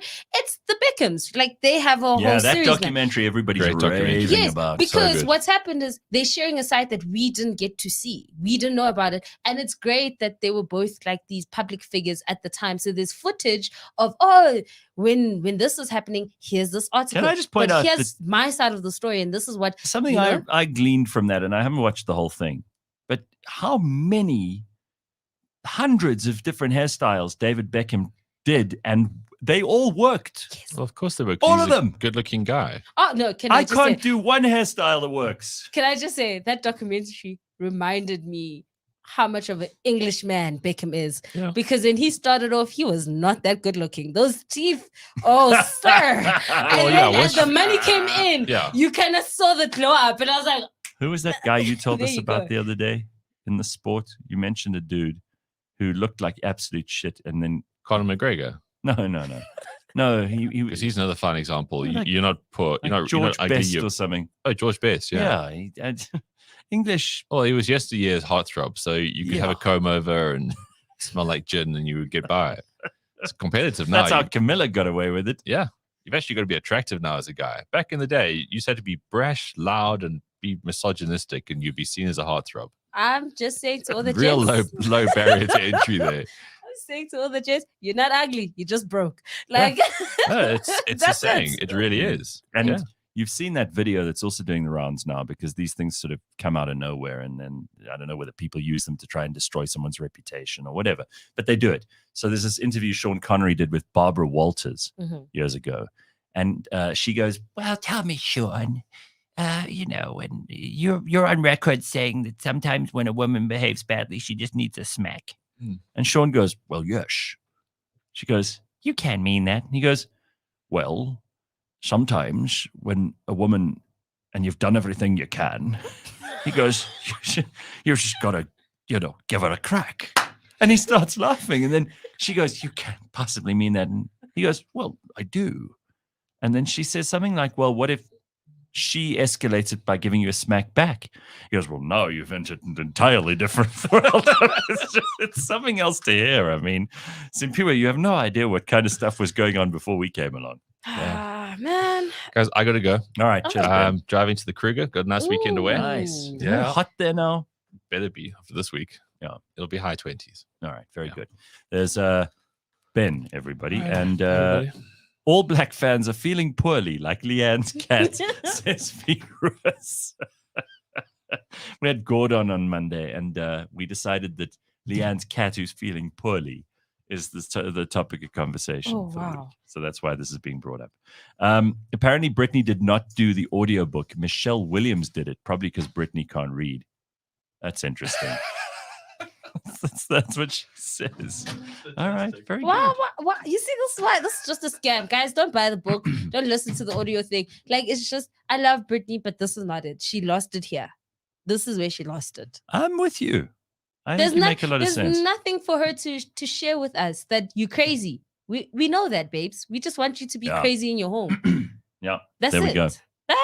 That's it. Wow, Neil says Michael Jackson did a show years ago at Sun City. I remember that. My mom-in-law managed the Reggies in Rustenburg, and he dropped 400K there on toys. Wow. Here's some toys for the children. Okay. Yeah. Okay. Mhm.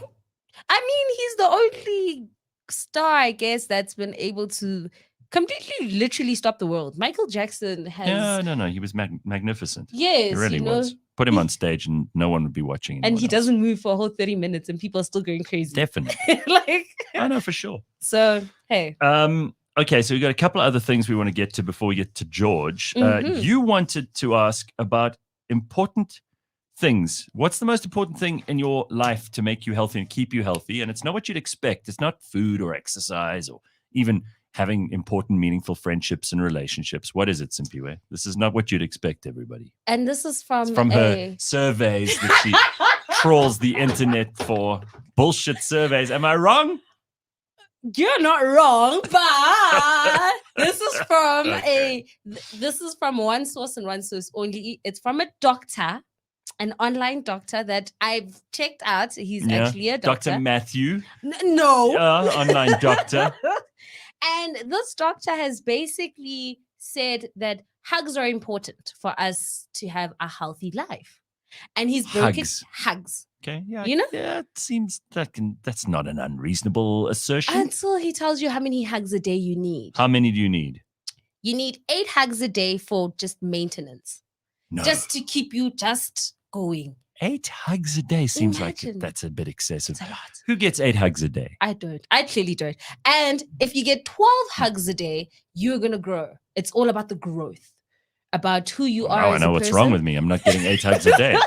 I was thinking, you need to do something more. You need to get involved in some stuff.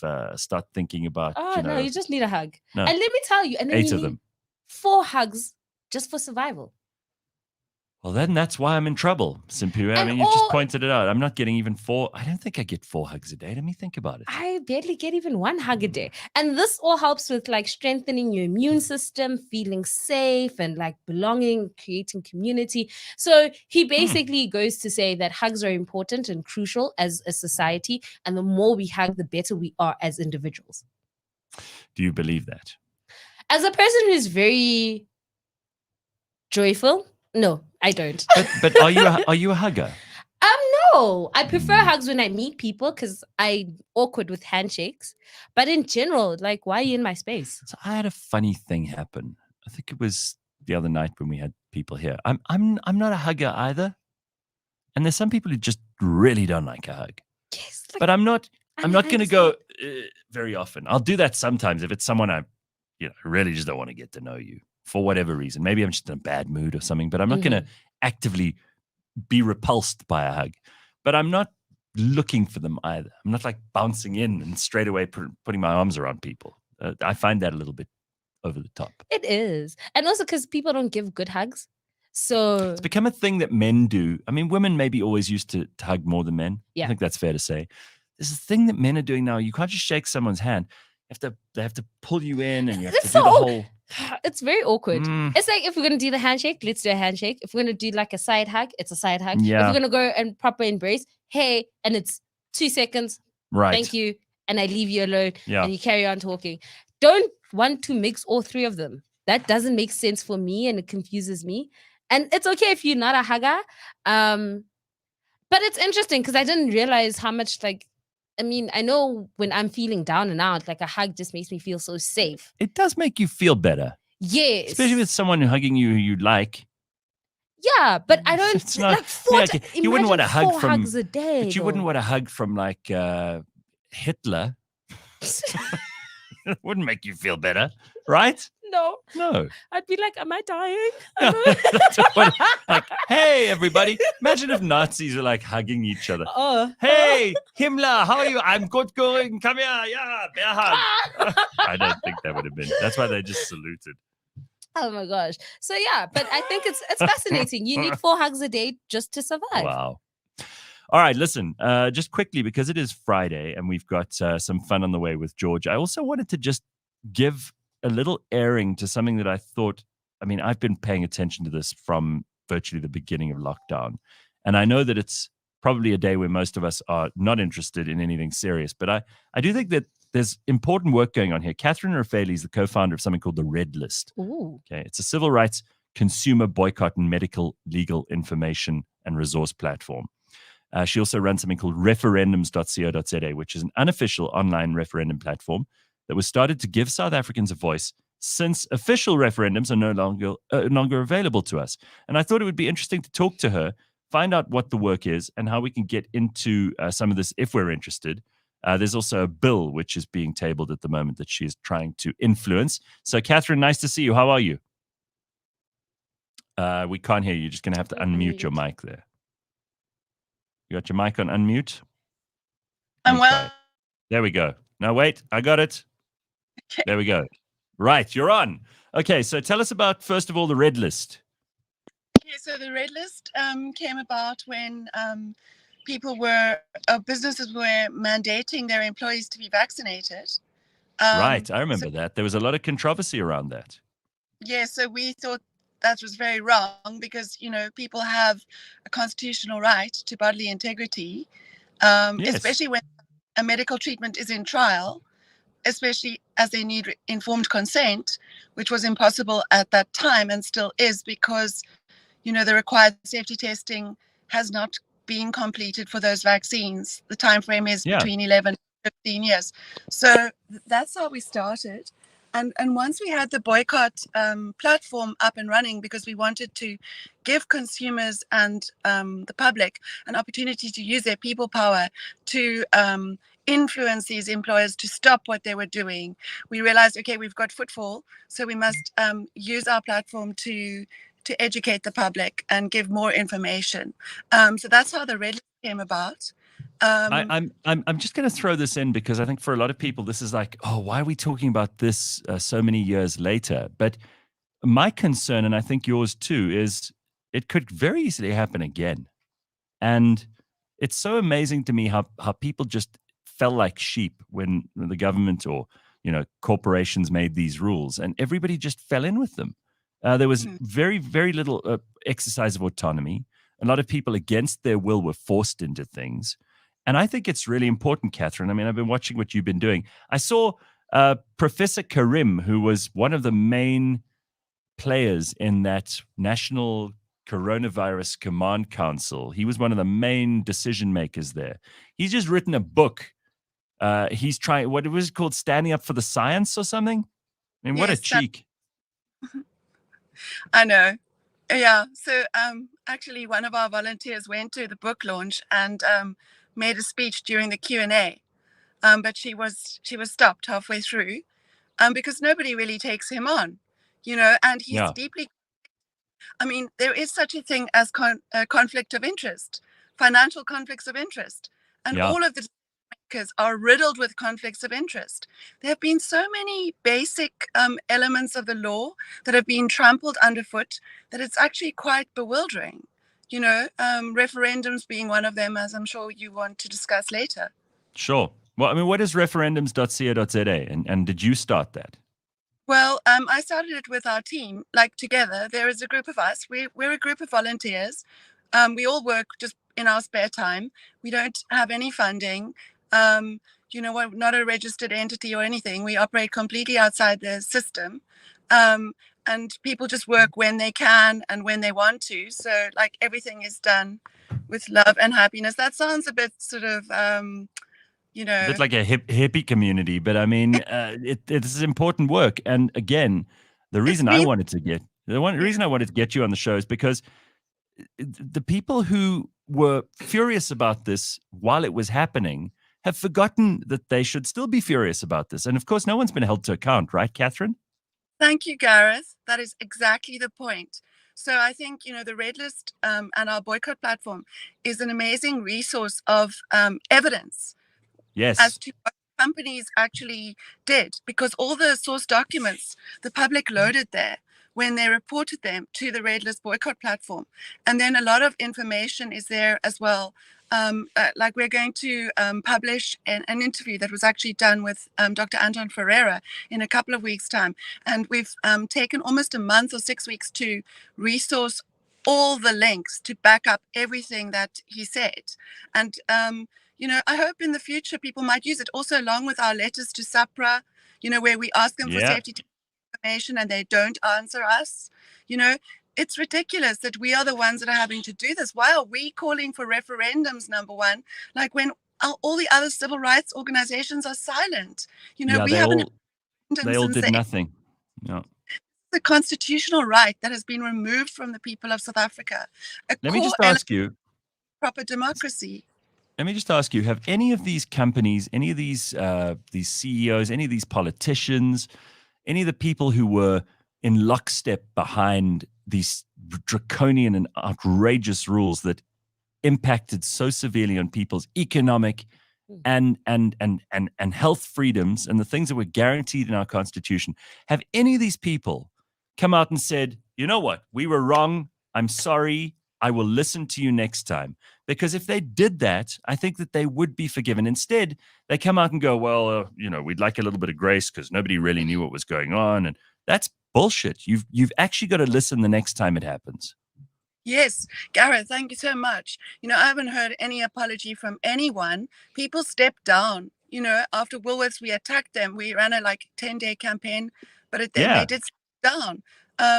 But they never said, they said that they were happy because they had achieved the 75% vaccination rate, but it was really only in their head office staff because that's the only sector that they mandated. Maybe they couldn't mandate the rest of the staff because the floor staff would have just revolted against it. And I hope Checkers ShopRite didn't actually have a mandate because of mass non-compliance. And now Old Mutual are requiring vaccination for COVID-19, full vaccination for their employees. Still. Yes, but you see, let me clarify. You see, what is so cynical now is the companies are actually requiring it as for applicants. So when people try and apply for a job, they have to be fully vaccinated. Now they're outside of the CCMA structure. They've got no legal rights. Let's be clear about this too. Every one of those vaccines, the things they told us they could do, all the pharmaceutical companies involved have had to come out recently because people have been looking into this and have had to admit that, first of all, they did not prevent any kind of transfer of the virus. They could do nothing to prevent that. Second of all, that they did very little to most people in society to help with the symptoms. And certainly they did nothing for children. Nothing good. And we don't know what the bad might have been, right? No. I mean, the thing is, this has been aired even in the European Union. David Martin did that 25-minute speech.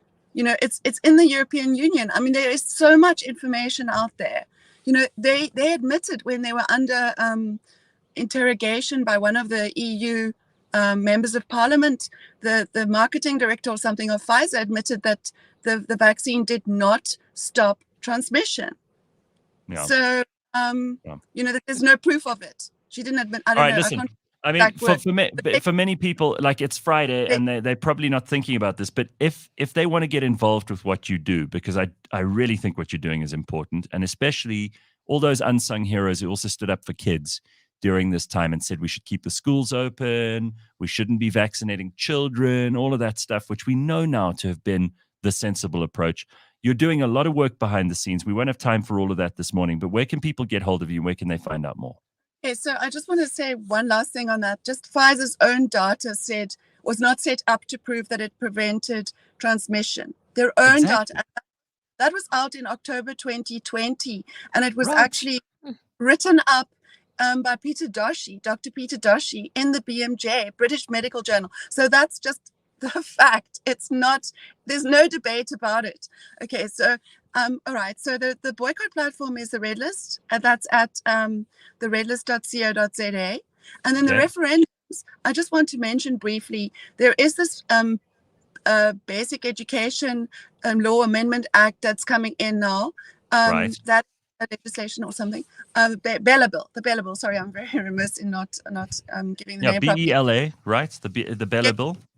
That's right. Sorry, but this is very, very important because this is a red line for the public. These are the children of South Africa. They are our future. Even if you don't have children, you have a human right to and an obligation to look after the children.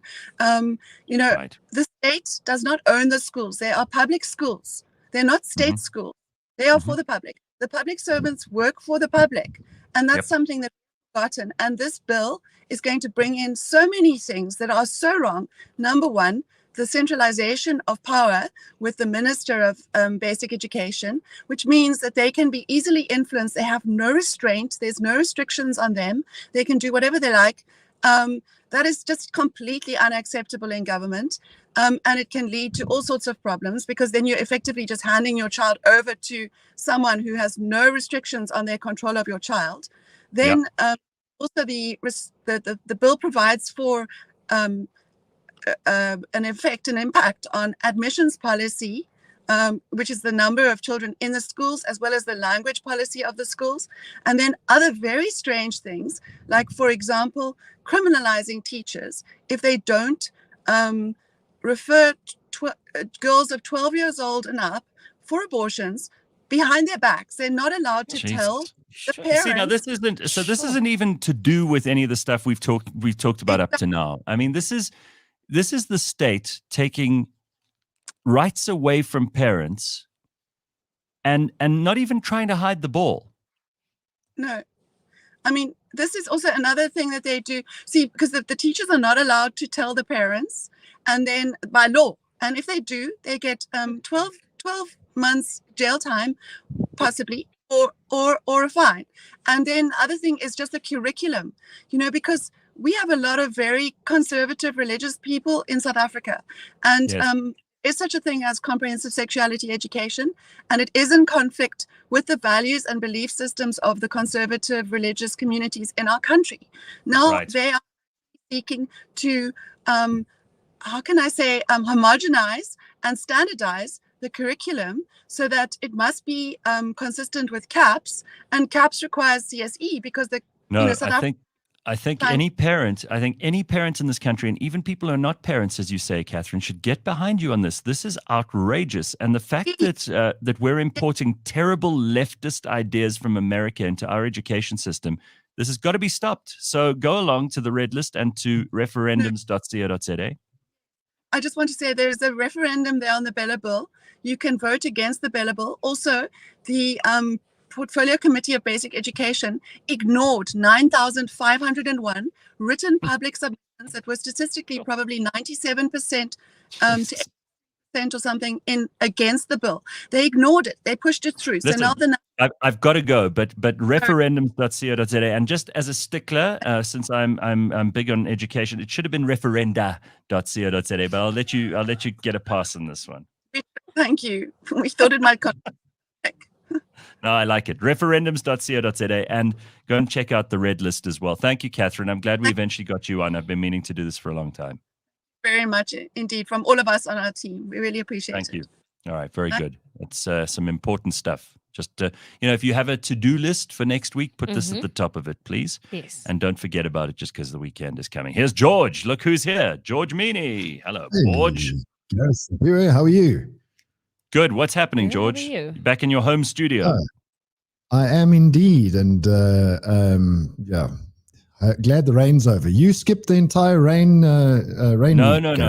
I made it back on Saturday. I was here for that freezing cold Monday and Tuesday. I don't know what the hell you guys have done with the country while I was away. Exactly. It's a problem. Not allowed to go away. Your leave's cancelled forever. I know. I will not. Not if that's the stuff that's going to happen while I'm gone. All right. So, George, we got a lot to catch up on. What have we got? What have we missed this week? So, I'm getting to quite a nice story just now, which is around the what's making headlines at the moment is repossessed cars. But before we get there, I'm not a massive soccer fan. I've never been a massive soccer fan. I played soccer in school and I love playing the game, but I'm not a soccer couch potato. So, so a lot of these names are going to mean little to me, but maybe a lot to other people. So apparently, Ronaldo lost what's called the Ballon d'Or. Ballon d'Or, yeah. It's a big award, George. Don't embarrass yourself now by getting it wrong. Well, I qualified right at the beginning, Gareth. Right at the beginning. All right. Yes. I mean, it's always down to like Cristiano Ronaldo and Lionel Messi. pretty much have shared the Ballon d'Or for the last 20 years. It's the most prestigious award that soccer player could win. There we are. Thank you, Simphiwe. So it didn't stop there though, because the rivalry between these two now, because I don't know whether it's because Messi won this Ballon d'Or, but they went in on an auction on a car, a Ferrari 335S Spider. And they decided to bid against each other, and Ronaldo won this car. These two are really competitive. Was this a setup? Was this some kind of thing that was maybe somebody paid for them to have this rivalry? You know what? It could be a marketing stunt, but Ronaldo didn't win the car. Messi won the car again against Ronaldo. But it could be a massive marketing stunt. Who knows? Clever. I don't know how much of the celebrity controversy in the world is a marketing stunt. You don't know, right? Fake news. It could all be made up. Someone's paying someone in the background and trying to disguise it as if it looks like a real thing. Who knows?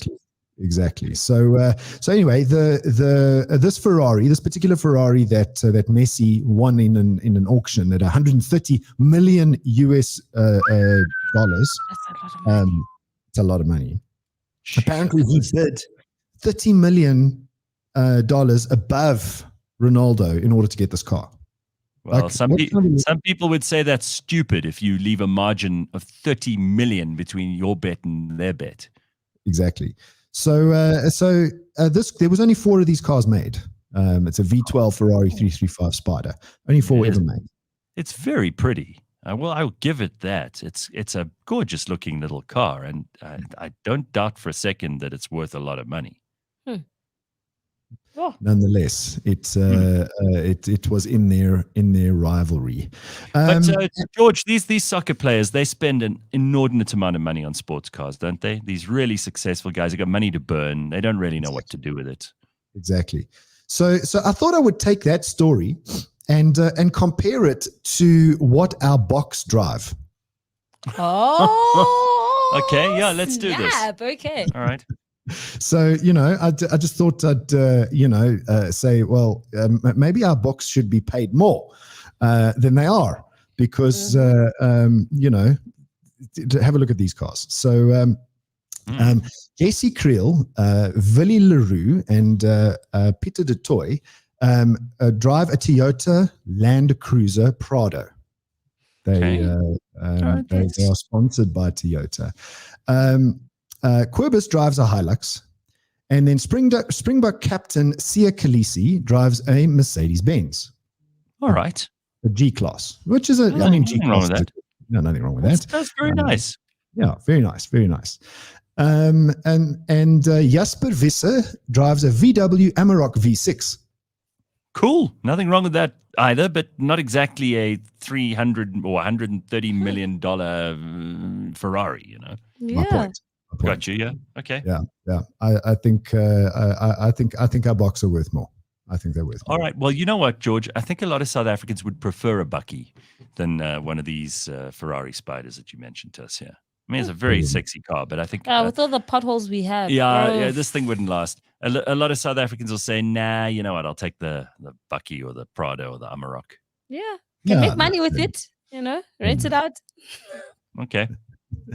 Then Gareth, on to the interesting story, which is that the car repossessions are on the rise. I don't know if you've been following this, but car repossessions are on the rise. So what are the rights and responsibilities of the South African consumer, and what are the rights and responsibilities of the general public?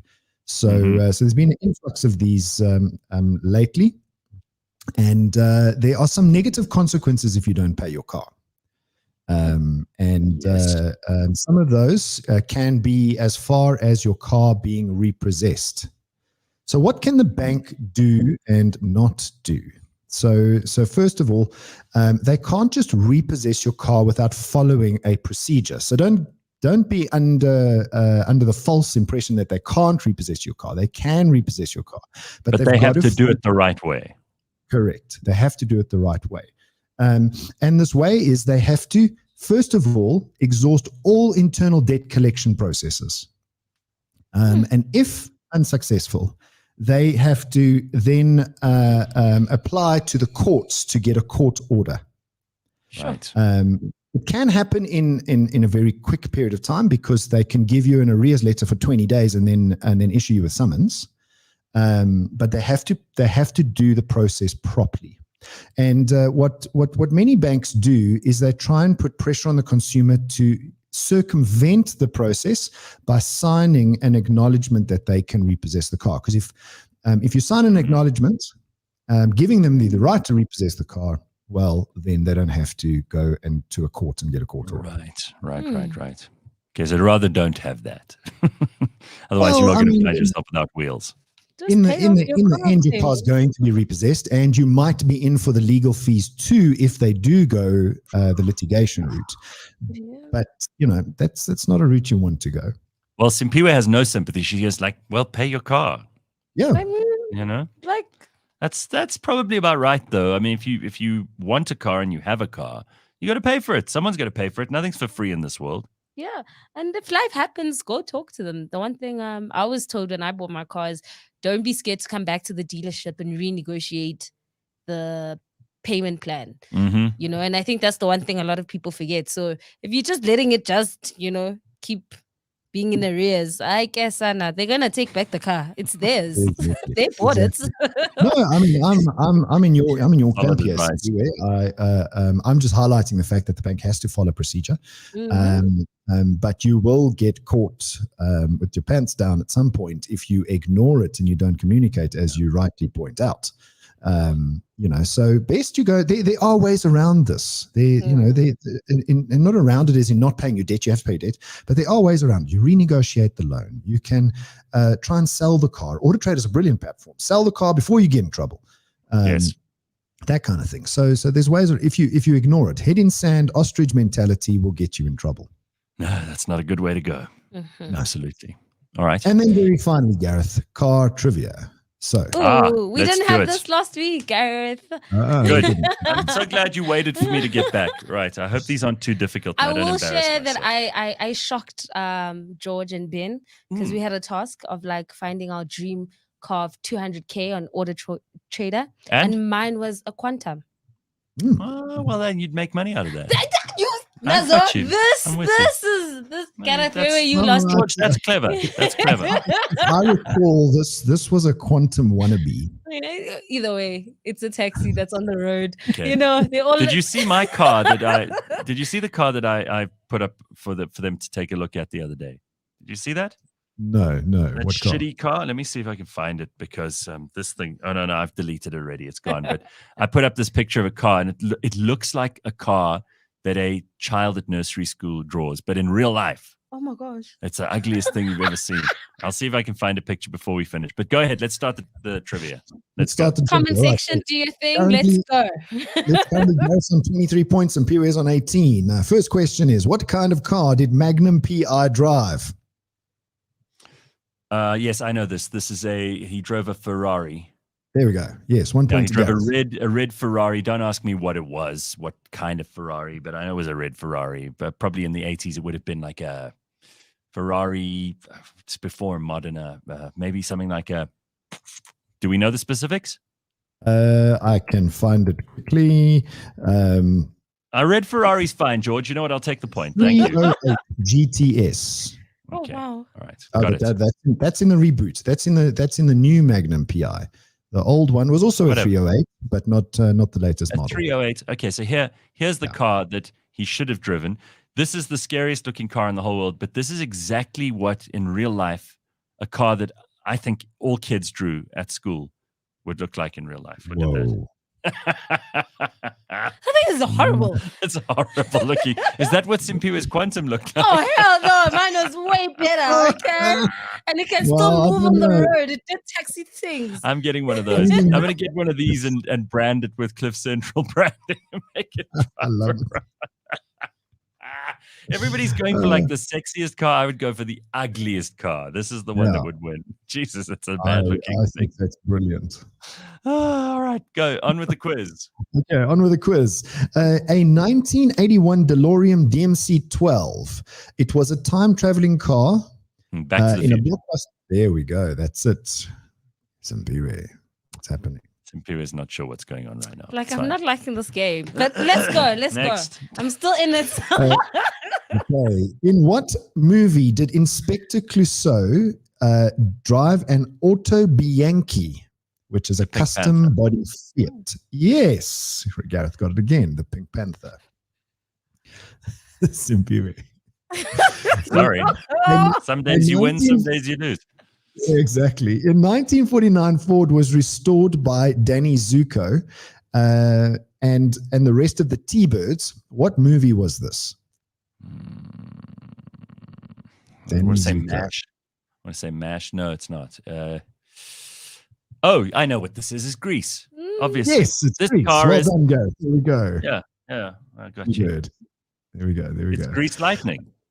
Grease, that's it. Grease Lightning. What muscle car is driven by the Bandit in all three of Smokey and the Bandits? No, this I don't know. You want to try this? I don't even probably know got this a better movie. chance than me anyway. I don't know the movie.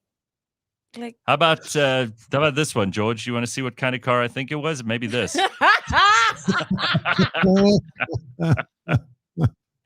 Oh, maybe it was that. Exactly. So I don't even know. Like, what is that? What is a it even? Mustang? I mean, what is that even? I mean, what? Okay, I don't know what this is. It looks This like is it's just got death. It's got like a Death on 4 wheels. George, that almost looks like the cockpit of a plane attached to like the bonnet of some. And the front wheels Yeah, are terrible bigger thing. than the ones at the back. it might be the nose of a truck. Yeah, I mean that's not right. Yeah, nose of a truck attached to some caravan. If I could buy that, I would. Exactly. Okay, someone says Mustang like Simphiwe. Pontiac Trans Am, which is the same car that Knight Rider drove. Let's give Hendrik Thomason the points on this one. He got it right. Trans Shout out Am. to you. Okay. All right. And that's it for a Friday. I win. I like to win. You won. That's the way You to won. end the show. Beautiful. Like the Springboks, I have won, and my prize is this car. Everything is proceeding. I thought you'd hand that over to me. I'll give it to Simphiwe. You could fit more people in this than in a quantum. I'm telling you. 4-4 Maslalisane. 4-4. All right, everybody. Have an awesome weekend. We will see you on Monday. Be good. Cheers.